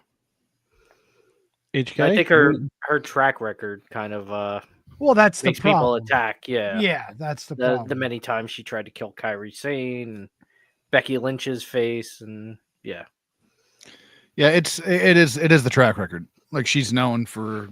I don't want to say necessarily known, but you do see things happen with her in the ring that is not good for the people she's in the ring with. She's gotten to the point where I thought she was getting better. Like, I really thought that everything was kind of coming together, and she was piecing together, good matches, and I don't say that like this is, she's completely back off the rails or anything like that, but I do think that the track record is not going to lend any like clemency towards the situation at all, and in her favor. So I don't know. It's rough. The referee shit was fucking awful. Hats off to Stratton to cover it up as quickly and as best she could in the moment. But yeah, that was the whole thing was just fucking right. And like, the thing that bothers me the most about it is count 3. Like, count 3. Like, I've been around enough officials. I've listened to enough officials. Like, your job is to count 3. That's it. If you don't put your fucking shoulder up, sorry, it's over. Count fucking 3. It was kind of bad just all the way around. Like, I think the only one that really, when I watched it, I went at a boy was to fucking Stratton, because she did her best to audible and cover it up as quickly and as best she could. And the other thing that kind of screwed that up too was that Stratton was out of position. Nia was not supposed to kick out there, and Nia wound up pushing Jade Cargill off before Tiffany came in with the kick. Yeah. So she kicked out. So at that point, if you're Nia, you can't kick out of one and then when somebody switches the pin, not kick out of the other, because now it doesn't make sense anymore. Yeah. And she did kick out again too. Like, what, 3 or 4 seconds later, she like jumps her shoulder. It's like, what the fuck are you doing? Well, and the other thing too is like when the referee doesn't count 3, and both of the performers just look at the referee like, what the fuck? Like, that doesn't look good for anybody either. I'm pretty sure Corderis or one of those guys said McMahon would have fined you for that as a referee. Yeah. Should have. It's these broads, Kevin. I know these battle axes don't know what the fuck they're doing. I do think it is indicative of the times. Like they're this generation of professional wrestlers. They are very much like they don't know how to do anything ad lib. If it's not what they discussed beforehand, they just freeze. They're like deer in headlights, right? Sorry, Double. Go ahead. I got something. Like the referee doesn't count 3. Like that's on her, and then both of the performers are like looking at her. Like now it's completely blown, and now everybody knows this is not supposed to happen. You know, if something like that was to happen 25 years ago, you could pick any 2 people. They don't have to be fucking mega stars, but like that they would know how to make it work. You know, like whoever's on top would get up and fucking get in the referee's face. What are you doing? Why didn't you count 3? Like make a spectacle out of it instead of like getting caught with their pants down. All 3 of these performers, all 3 of them, none of them spent time in the indies. None of them. That's correct. They all went through the sanitized system and got brought. They all got brought in. None of them went through the indies. I thought Nia was on the indies. No, I don't believe so. Maybe she did a show or 2 in the in between. I could be wrong, but none of them spent any significant time like honing their craft on the indies. They've always been in that sterile setting where everything. Yeah, no, you're right. She was brought into NXT, and that's where she. Yeah, and every basketball player. Everything is scrubbed down and sanitized and set in the way that it needs to go. So when it doesn't go the way that it's set, then they don't know what the fuck to do. That is more indicative of the system in that situation and them not honing their craft over time on it. Because shit goes wrong on the indies all the time, and you have to know what to do to cover it up. No, all 3 of these performers, like the only one that did, and like I say, in this situation probably is Stratton, but they're all in that system where everything is laid out. This is how it's going to go. This is what you're going to do. And when it doesn't happen, they fucking struggle. It just came to me. I don't, am I wrong? There's plenty of people there too in that NXT that could probably teach them, like, okay, do a whole class on that. Like, okay, we're going to wrestle. Something's going to fucking happen. And if the ref's going to fuck up, but it's on you guys to fix it. Like you're telling me like a Terry Taylor can't help them with that, or Norman Smiley. Terry Taylor's he's a bit of a sexual deviant and a racist, that Terry Taylor. Yeah, and he's probably on the phone with Meltzer too. So yeah, good point. All right, Norman Smiley, Steve Corino, one of those guys. Yeah, you would think. But even still though, like training somebody to ad lib in a training environment is a lot different than being forced to ad lib in front of a live audience. Like I think this is more indicative of the way that they were brought up in the system than it is, and I'm not saying they're free and clear of all charges, but I do think there's something to that. Tony, you're an indies man, right? I mean, crack the egg of knowledge on me. Yeah, dude. Like, there's some people that they've just gone away from not calling it. Like, I mean, we're even so far away of guys who wouldn't go over anything, wouldn't even call anything in the ring. That's a lost art form. Yeah. You take, I think Brad Armstrong was known for that. He was the kind of guy that would just get in the ring and like not even have to fucking speak to his opponent. Steamboat and Flair did that shit all the time. They didn't call any spots. Right. They knew the finish and they just went in there and did whatever. Mm-hmm. I remember Cornette saying that about Dory Funk Jr. when he would come in as the champion. He'd meet the guy in the ring. Hi, I'm Dory. Take the arm. Yeah. Yeah. Yeah. Just it's nuts, and it's a lost art form, and a lot of these guys, get lost in the sauce. I mean, I don't know if necessarily like that spot aside, like other shit happened in the match where like it picked up and like it's like okay, we moved on, but that's a tough meatball. And Jade got hurt after this, right? Like the whole thing with Jade was after this pinfall stuff, right? So Jade wasn't even hurt yet. So it's not even like, hey, let's go home at that point because we're confused. It was like they wound up going on. I mean, they gave it an effort. But for that, I don't know. Like, it just seemed like the match was so long. Like, even like the edited version on YouTube was like fucking like 14 minutes. How are you giving 14 minutes of television time to this triple threat match? That's crazy.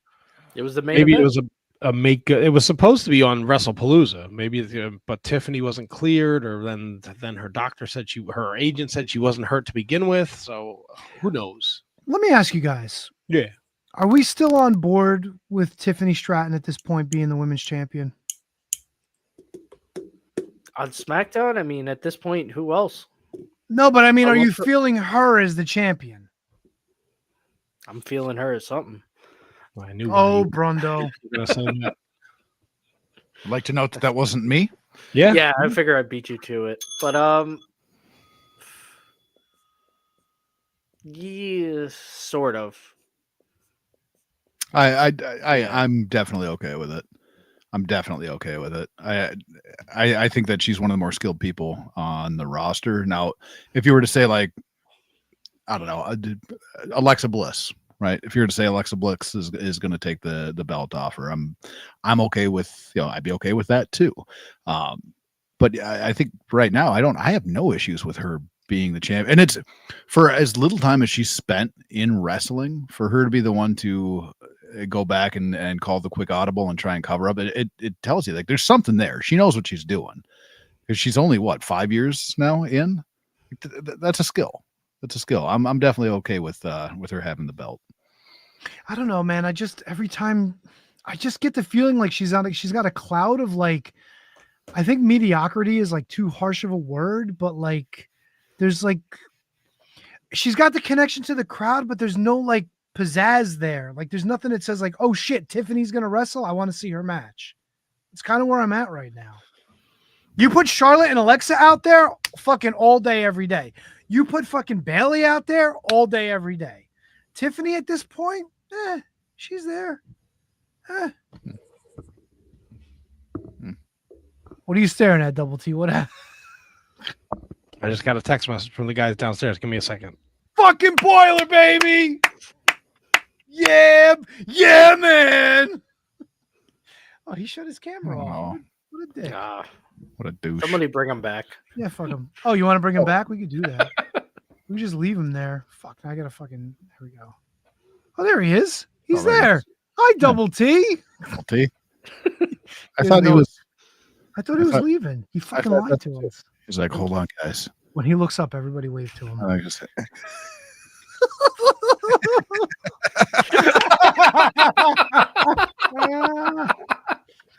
Bunch of fucking assholes.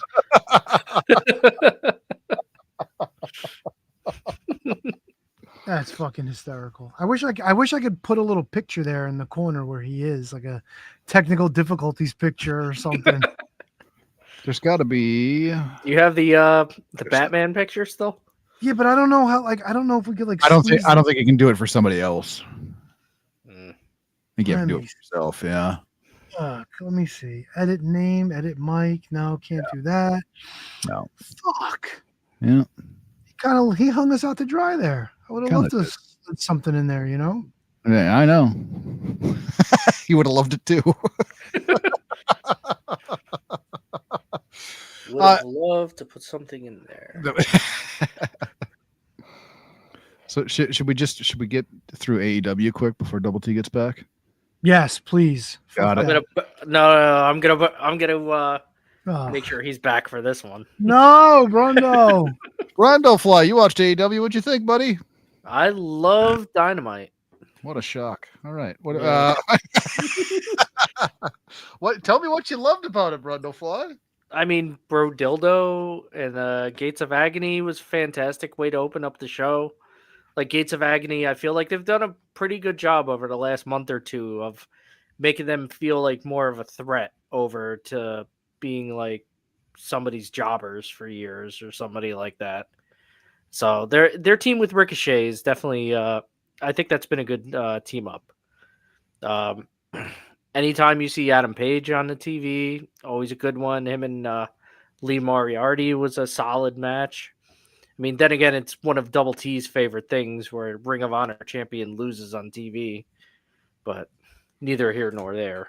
So I got to ask you, Brundo Fly, because I'm a little bit confused. They just had a pay-per-view event, did they not? 2 weeks ago? Yeah, same night as WrestlePalooza. Okay. Mm-hmm. They have 3 title matches on Dynamite? Yeah.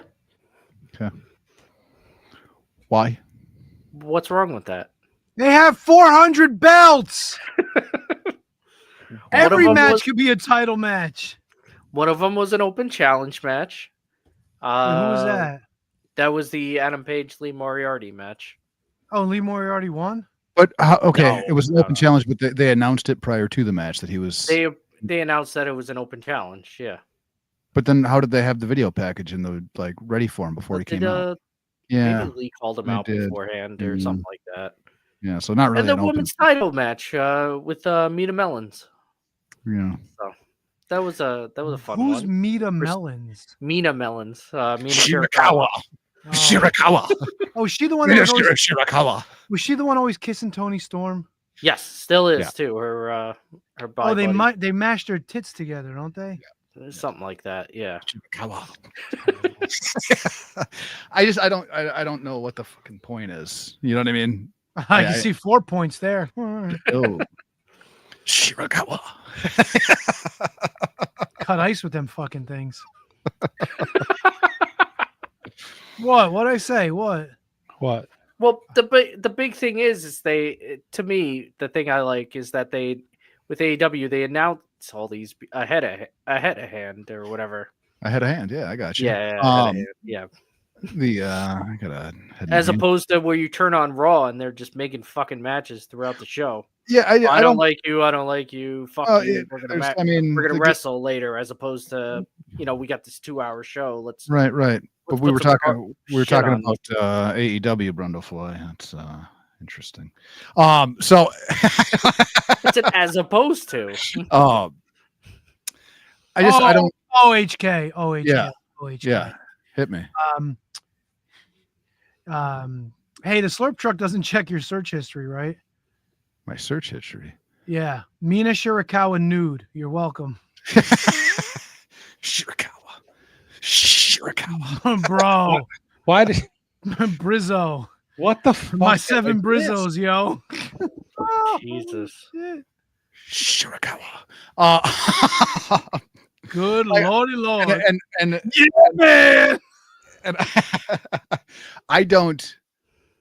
I obviously, we're talking about AEW here, right? I don't like when any fuck did I miss? Any company does it. We're talking AEW. Well, it goes from 0 to 60 in 2 seconds. Double T. Yeah, dude, you done checking the boiler? Go clean those pipes, pal. Fuck yeah, dude. Mina. Oh yeah. Gracious. What? Somebody. Right? Whoa! You knock it off. Let the beef run, huh? Fuck yeah, dude. Shirakawa. And obviously we're talking about AEW here, but Bruno Fly. Of course we are. Since you brought up, I don't like when any company does it. Right, a televised championship match should be a special occasion. They should be few and far between. I don't want to see 3 title matches on my weekly TV. Period. I don't care if you announce it, don't announce it, however it works out. A title defense on weekly TV should be a special occasion. Should be a rare occurrence. I don't Unless it's a TV title, which TV that was it wasn't defended. It was defended on Collision though. And I would love to have a TV title on either show. And that was the only title on Collision. Yeah, and that can fill that void. And it doesn't matter what company you could tell me it was TNA. Wouldn't fucking matter to me. Like having 3 title matches on a weekly program, it feels like it takes away that spotlight of the title, the value of the title. Build to a title match. Go that 2 weeks then. Title Tuesday's coming up. Is it? All right. Yeah, October 7th. Great. But also, like, with the amount of TV, they have to fill it. Mm-hmm. They have to fill time. So why course. not You're gonna parade your champions out there, no? Well, yeah, I think that you can still parade your champions. You can have obviously non-title matches is a way to do it. You can use these things to set. You hate the what are they called? What are we calling them? But we don't have to have fucking eliminators. Eliminators. That was it. Yeah. You don't have to. I think that you can use that time. You can still have your champions out there. You can build to pay-per-views. You know what I mean? I don't like it across the board. That's fair. So you're not into the Sami Zayn Open Challenge thing. Well, see, if it is an open challenge, like when John Cena was doing the open challenge weekly, if you're having like an open challenge every week, and that was like kind of akin to what the U.S. title was when John Cena was doing it. It was like an open challenge. I don't say it was open challenge title, but he was doing it every time he was out there. You knew if he was coming out there on Monday Night Raw, you're going to get an open challenge. So if it was a situation where you're doing an open challenge, but you don't do an open challenge with your world heavyweight title, and an open challenge that you are like the other guy had already accepted, and they have a video package ready to play for him. You know what I mean? Like the open challenge was a surprise. You didn't know who was coming out to answer the call, and it wasn't the world title. It was a fucking secondary belt. Like I think that they had all companies. I don't like when they do this shit. Just build to the pay-per-view. Having a world title match on a weekly show should be rare and special. And don't forget too, like John Cena was a megastar when he did this, he wanted to give the up and coming guys a shot at the title, so somebody with his stature and his position in the company, absolutely. It makes sense. You want some, come get some. He wanted to afford opportunities to guys that maybe didn't have the opportunities. And he made everybody look like $1 million when he did it. Yep. And I think that if you had like Kenny, if Kenny had the, Discovery Channel title, and he was out there every week doing an open challenge with it, and you knew he was coming out and doing an open challenge, and you had guys that were answering the call. You didn't announce who it was before because you wanted to see who was going to come out and answer that call, and you wanted to see the match that was going to get put together. I could get on board with that. But like saying I'm having an open challenge for the world title and then announcing who he's going to face and have the video, like it just takes the whole charm of what an open challenge is away from it.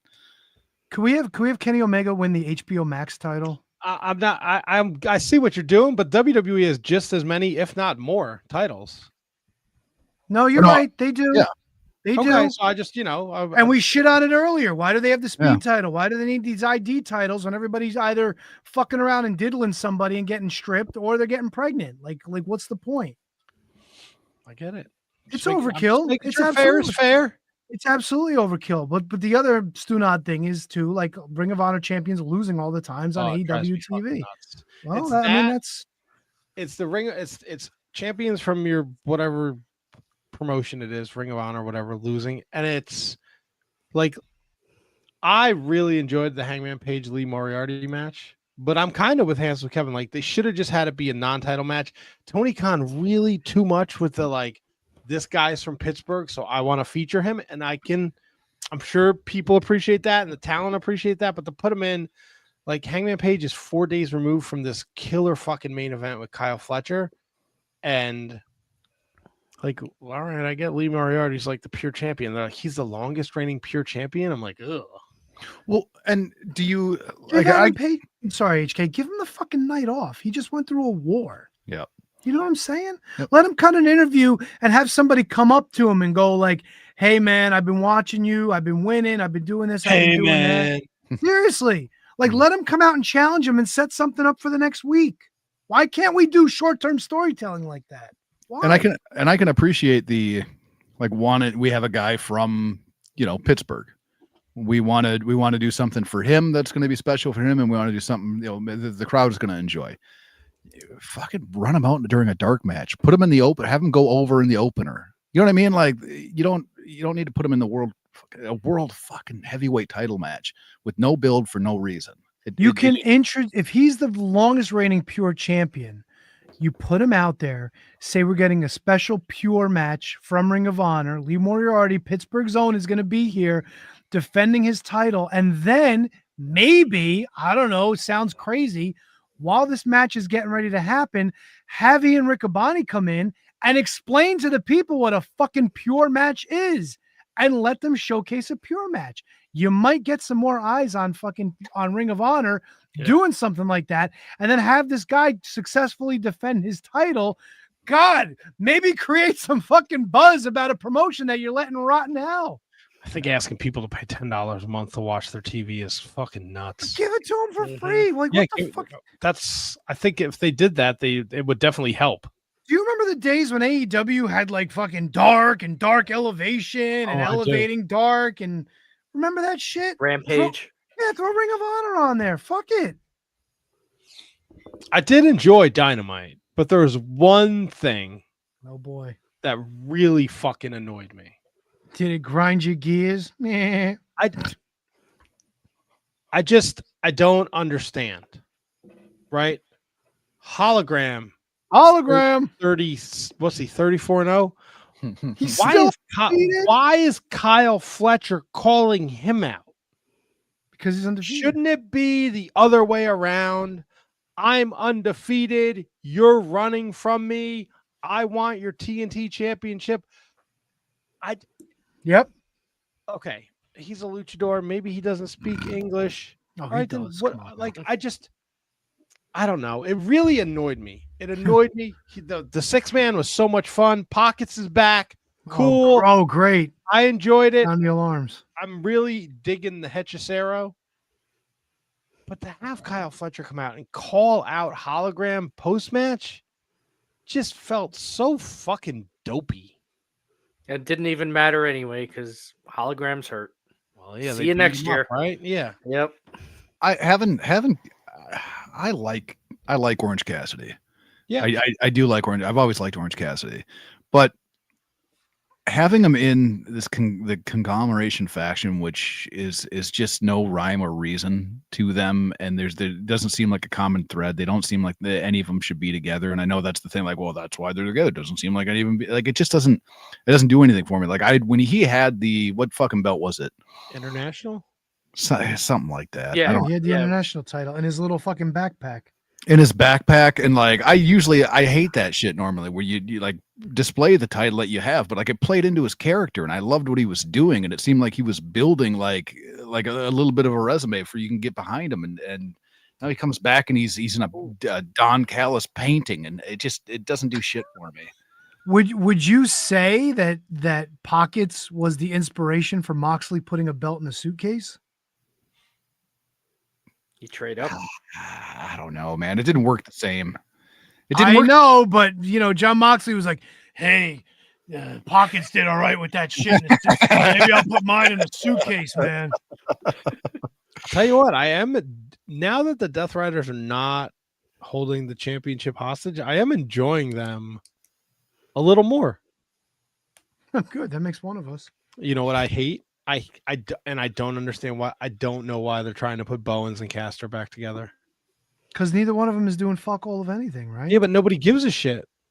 Yeah, but they got to do their Sesame Timbers and all that shit. That's fucking stupid. It's dumb. And Jerry Lynn's involved now. Like, we're just swapping out Billy Gunn for Jerry Lynn. Like, what? Where did Billy Gunn go? Pew pew. No idea. He's helping Ricochet with his aim. Your boy was on Collision HK. Yes, I know he was. Yep. Did you watch? I did. Oh, you got to it? All right. I want to thank Brundlefly for giving me the Iggy on that. That was appreciated. I was able to watch it before we started tonight. I love Dalton Castle. I fucking love the guy. He's an absolute stud. And you know what? I like the I was going to call them the turbo fuckers, but yeah, I like the Outrunners too. The boys. Did you watch this? Did you guys watch this? Yeah. Okay. What the fuck is wrong with the boys? None of them could do this. There's a lot wrong with the boys. One of them. It's like they're doing 1, 2, 3 claps. Like it's in sync. You dumb jackasses. It's in sync. None of them been gone for so long. The boys are very rusty. Yeah. They need to bring in Scotty Riggs to teach They them. got rusty boys. No. Can I suggest something for Dalton Castle? What if he just took 2 guys from the roster every week and just made them the boys? New boys. They did that in Ring of Honor. Yep. No. But like legitimate people. Like one day, like Mark Briscoe's a boy. They did that in Ring of Honor, like when Dalton Castle was at his height. Like the Viking Raiders were the boys. It was Hanson and Randy and bring it back, dude. Redragon or Red Dragon or whatever. They were boys. Could you imagine like Anthony Bowens and Max Caster, like you're trying to bring them together? They're the boys one week. That would be fun. Or like two assholes that really can't stand each other, like fucking like Darby Allin and John Moxley are the boys one week. MJF and Briscoe. Fuck yeah, I was dude. gonna say Mark Briscoe and Ishii. So like just fuck with it, you know? Oh my god, Ishii and fucking take a shitta. That'd be awesome as fuck. You seen that little fat fucker waddling down the aisle? Fuck yeah. The Young Bucks could be the Young Boys. The Works for me, dude. Kingston and Hook. I loved seeing him. I loved seeing him back. And I thought like it was fun. Like the intro was fun. They didn't do anything like super over the top or anything like that. It was what you would expect of the intro. The one thing that I hate, it was such a short match to find something to hate. But when the runners just come in the ring for no apparent reason, no tag, no nothing, they just come in the ring and the referee doesn't do a fucking thing. He just walks back into the corner and just lets it happen. Like out of nowhere, no tag, nothing's going on. And Dalton's in the ring as the legal man, and then here come the runners in the ring to do a move. You son of a bitch! Like, why are you doing that? What's the like? And you're the good guys. You're the fucking good guys. That bugged the hell out of me. But he's back. I'm happy he's back. And anytime he's on my TV, I will watch him on my TV. To the castle. To the castle. Anything else out of AEW? I know we're up against 9 o'clock, so I know we want to get the homework. We got women's tag belts coming. Yeah, we got women's tag belts coming. I guess that's the thing. Oh, yeah. Tony Khan cut like a 3-minute promo where he didn't blink one time. Yep. Oh, it wasn't 3 minutes. I was at my buddy's house and he was trying to not blink along with them. Yeah. He couldn't do it. Do we No. Do we want to talk about Masha, or do we just want to get the homework? I mean, what is there to say? Yeah. Akira said, let's move on. So, Yeah. All right, moving on. Yeah, we'll be the ones to listen to Akira.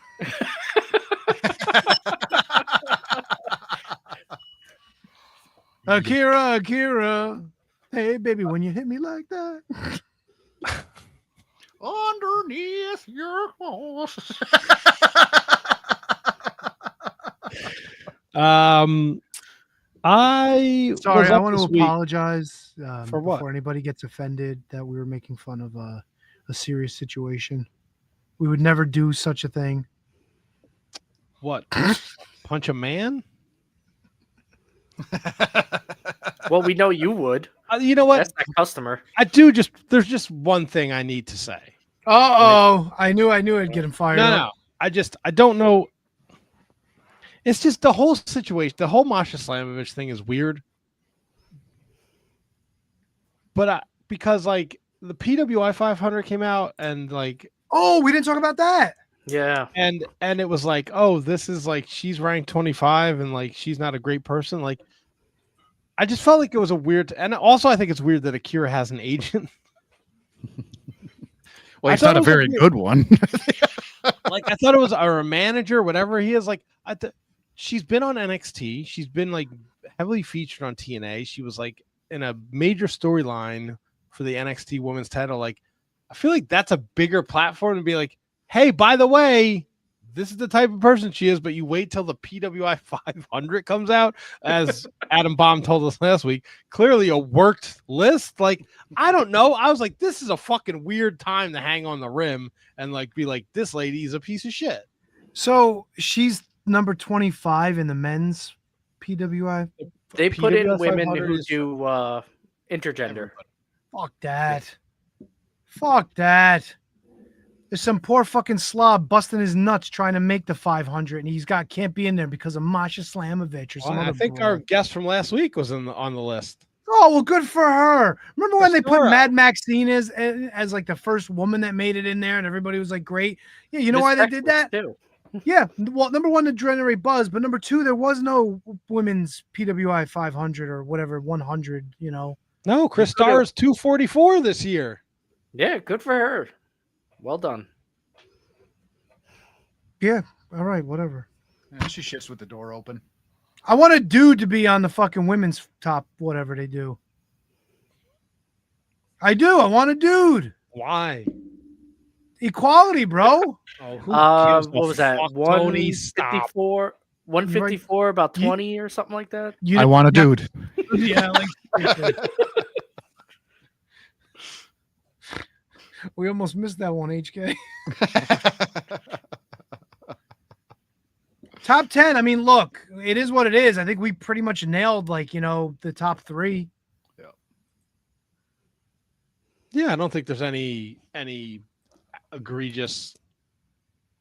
I mean, does Hiroki Goto deserve top 10? I'm not a New Japan guy, really. He won the title and then he defended it like more than anybody in the last decade in the 8 months he had it or however long. So like 4 times. So no, funny guy.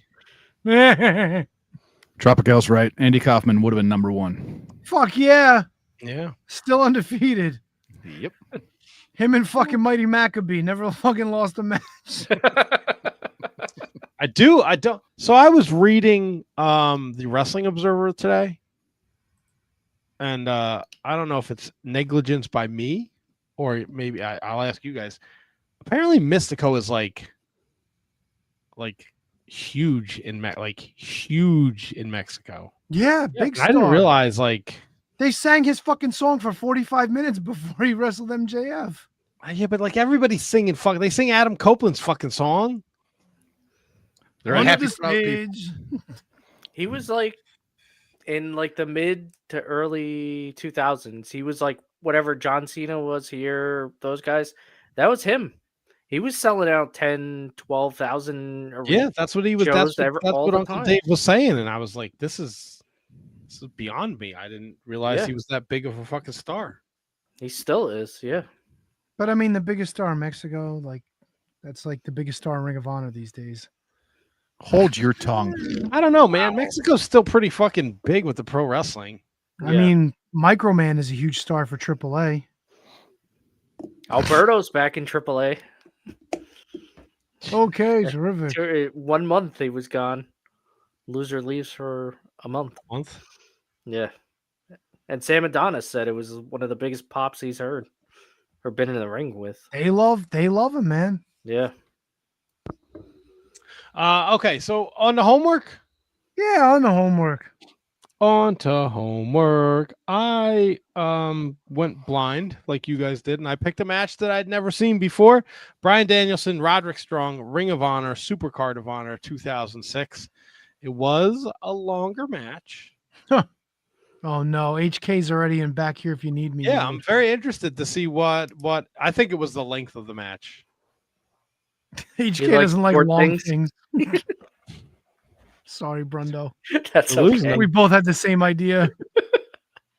You went one way, I went the other. Oh, he gone. He's fucking around.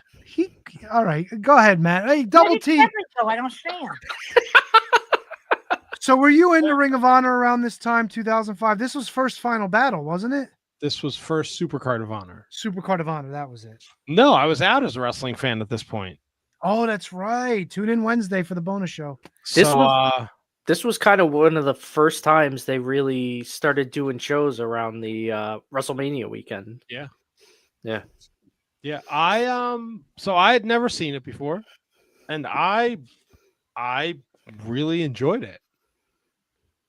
I liked it. Was like a chess game. Bryan Danielson as a heel he's such a piece of shit dickhead.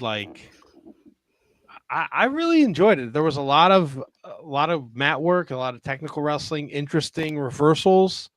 It picked up towards the end. The finish was kind of surprising. It didn't feel like it was 55 minutes. Oh, it kind of did. Yeah, it did. Yeah, I watched it this afternoon. I thought it flowed very well. No, it did. It didn't really drag at any points, but yeah, it felt that 55 minutes for sure. It didn't feel like 100 minutes, and it didn't feel like 20 minutes. It was about what it felt like.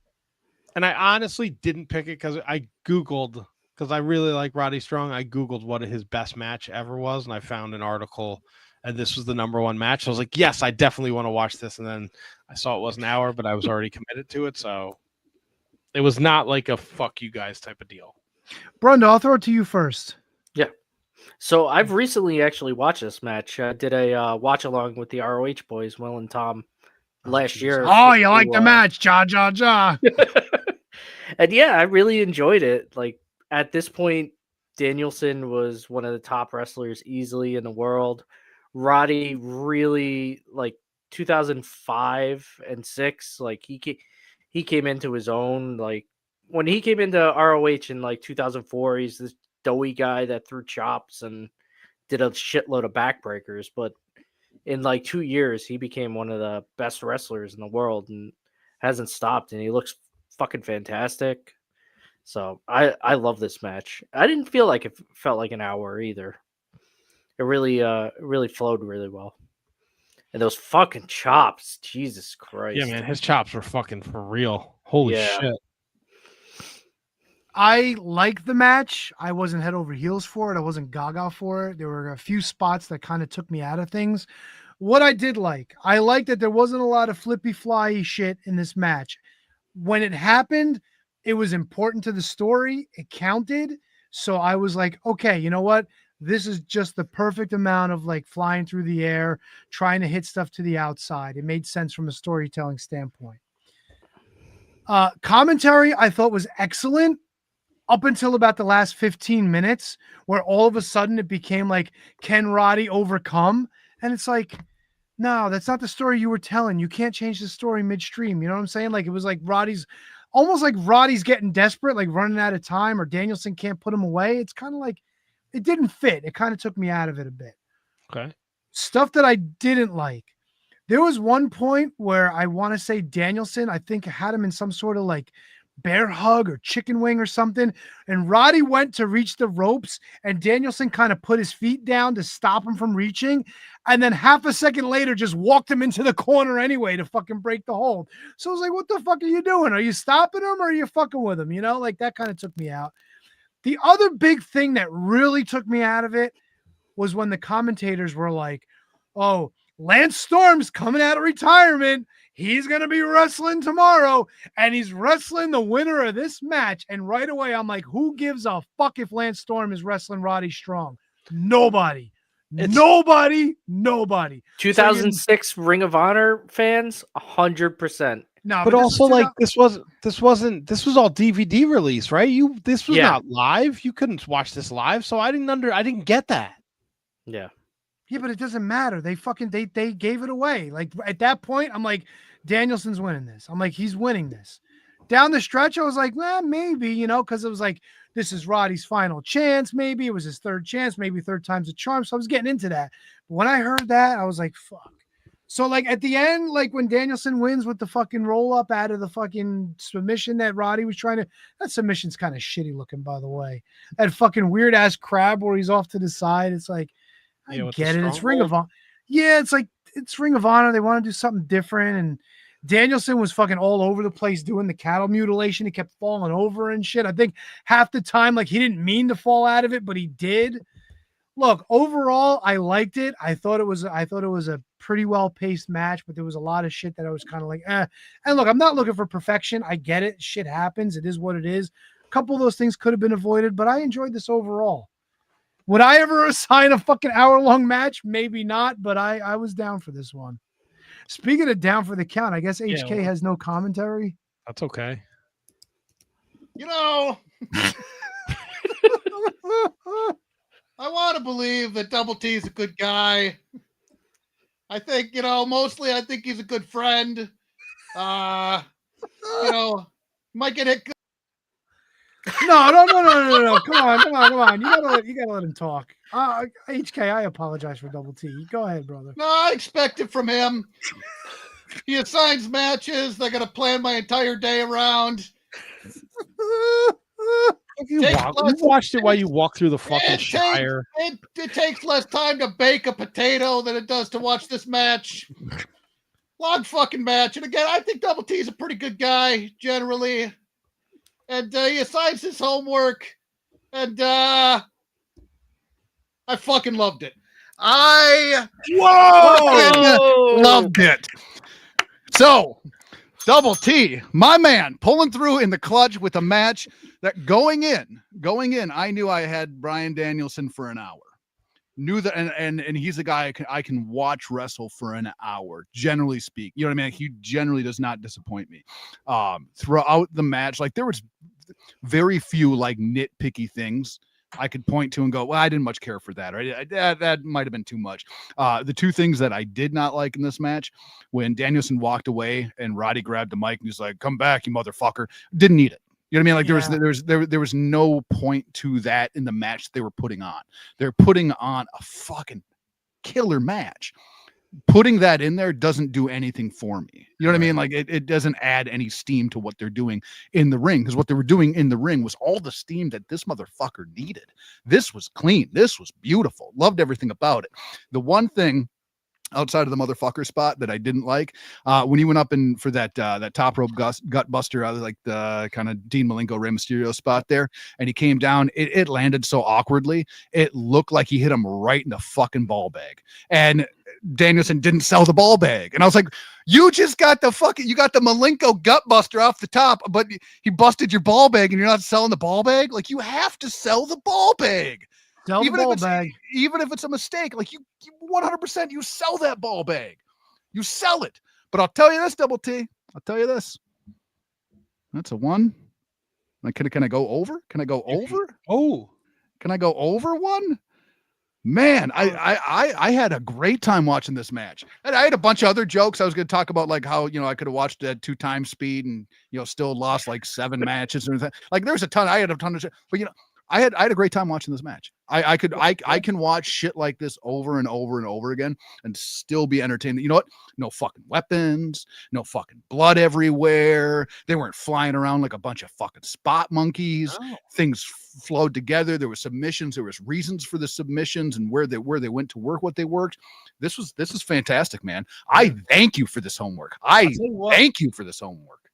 Well, you're very well. I'm glad, because I picked it and I was like there's a sweet spot for Ring of Honor where this is like that match. Like there's a lot of those matches and that's what put Ring of Honor on the map.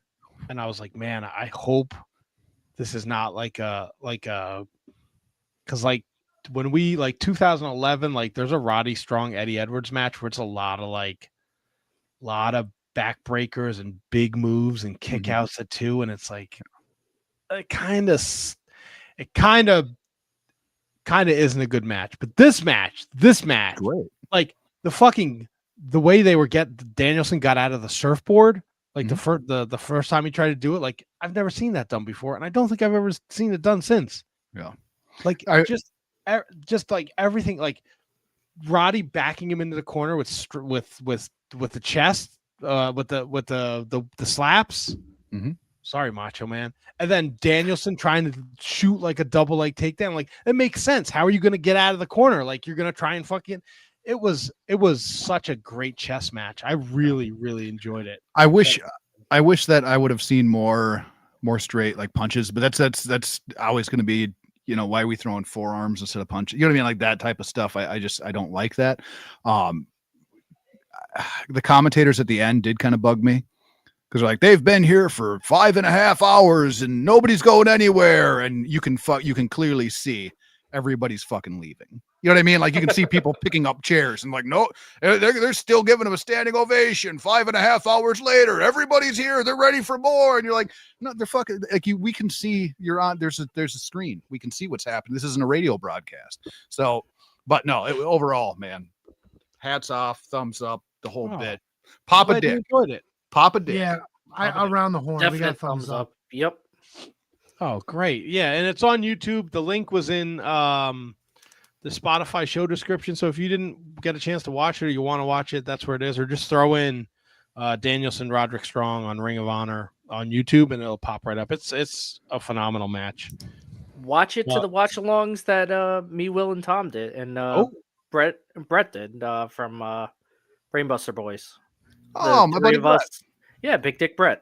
Yeah, we did all 3 matches overtimes as watch-alongs on the on Tom's feed, so it was good times. Brundo, ball is in your court, I believe. All right, so we are doing another match that I am going in, and I'm pretty sure everybody else is going in blind. Oh boy. So we are going September 19th, 2014 to Arena, Mexico. CMLL 81st anniversary show, the first ever non-WWE $1 Million Gate. We will be watching Atlantis versus Ultimo Guerrero in a mask versus mask match that they built up for 5 years. Main event of the biggest CMLL show. So, I've never seen it. I've heard this match was a really good one. Two legends, so I'm interested to see what it looks like. Wow. Yeah. I'm This is either 50-50 going to be really good or really bad. 50-50. I might have seen this one. Really? Yeah. So, I'm looking forward to it though. Those are my people. Yeah, I got the I'm link. excited for this. I'll send it. I'll send it after this. So. Oh, please do. Yeah, I'm excited for this. Yeah. I like this. Was my vision for homework. Like, I like this. Not Yeah. Invisible Man versus Invisible Stan. I loved Invisible Man versus Invisible Stan. Not the Braun Penny Gauntlet match. I love the Braun Panty Gauntlet match. That was way better than I thought it would be. Yeah, I Not agree. not the I wanted to chocolate hate it. pudding match. I love chocolate pudding matches. I don't really care for that. See, I picked some. Not good the stuff, too. Buck Sumoff documentary. Go ahead, say it. I didn't love the Buxumov documentary. It was wrestling related. Yeah, no, It was trying something it different. was- In fairness, you could have watched that documentary 3 times in the length of fucking Double T's homework. That is fair. yeah. You wouldn't have to take a shower afterwards, though.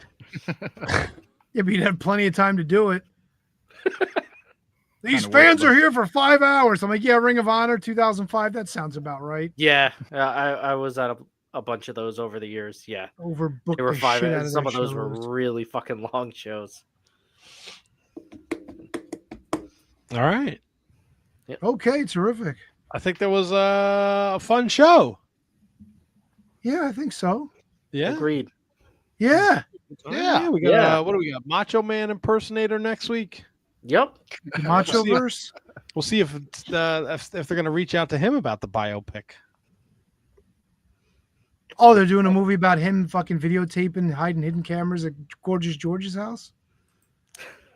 Now, what? Now, I gotta know. Why would you? Out of all the things you could say about the legend that is the Macho Man, Randy Savage, Because why would that's you still try- because that pisses me off to this day that they fucking did this amazing documentary on him, and then they fucking at the very 2-3 minutes at the end of the fucking episode they made him out to be a big piece of shit.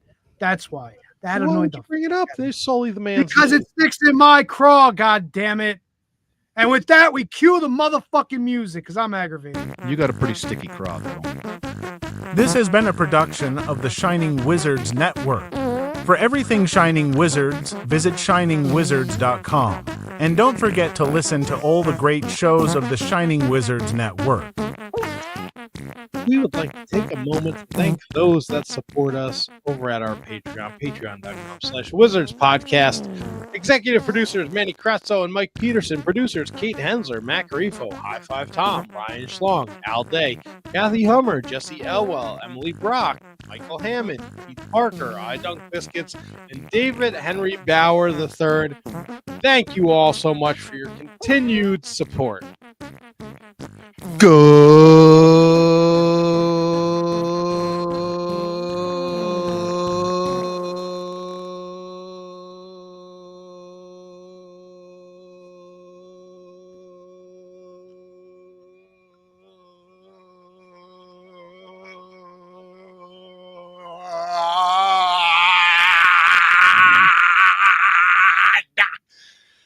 Night, Diana. I close for August. I love the big package. Oh, You have AIDS. damn, dog. These nuts. How dare you? Ligamables. Oh shit! God, you Tony rediscovered the soundboard.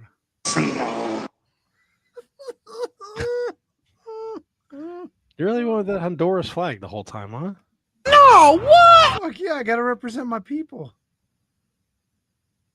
Are they your Outlandish. My wife is part Hondureño. How is Zicky Dice doing? Oh, he's outlandish. Hell yeah! Wolf, wolf, wolf, wolf. Fucking whore.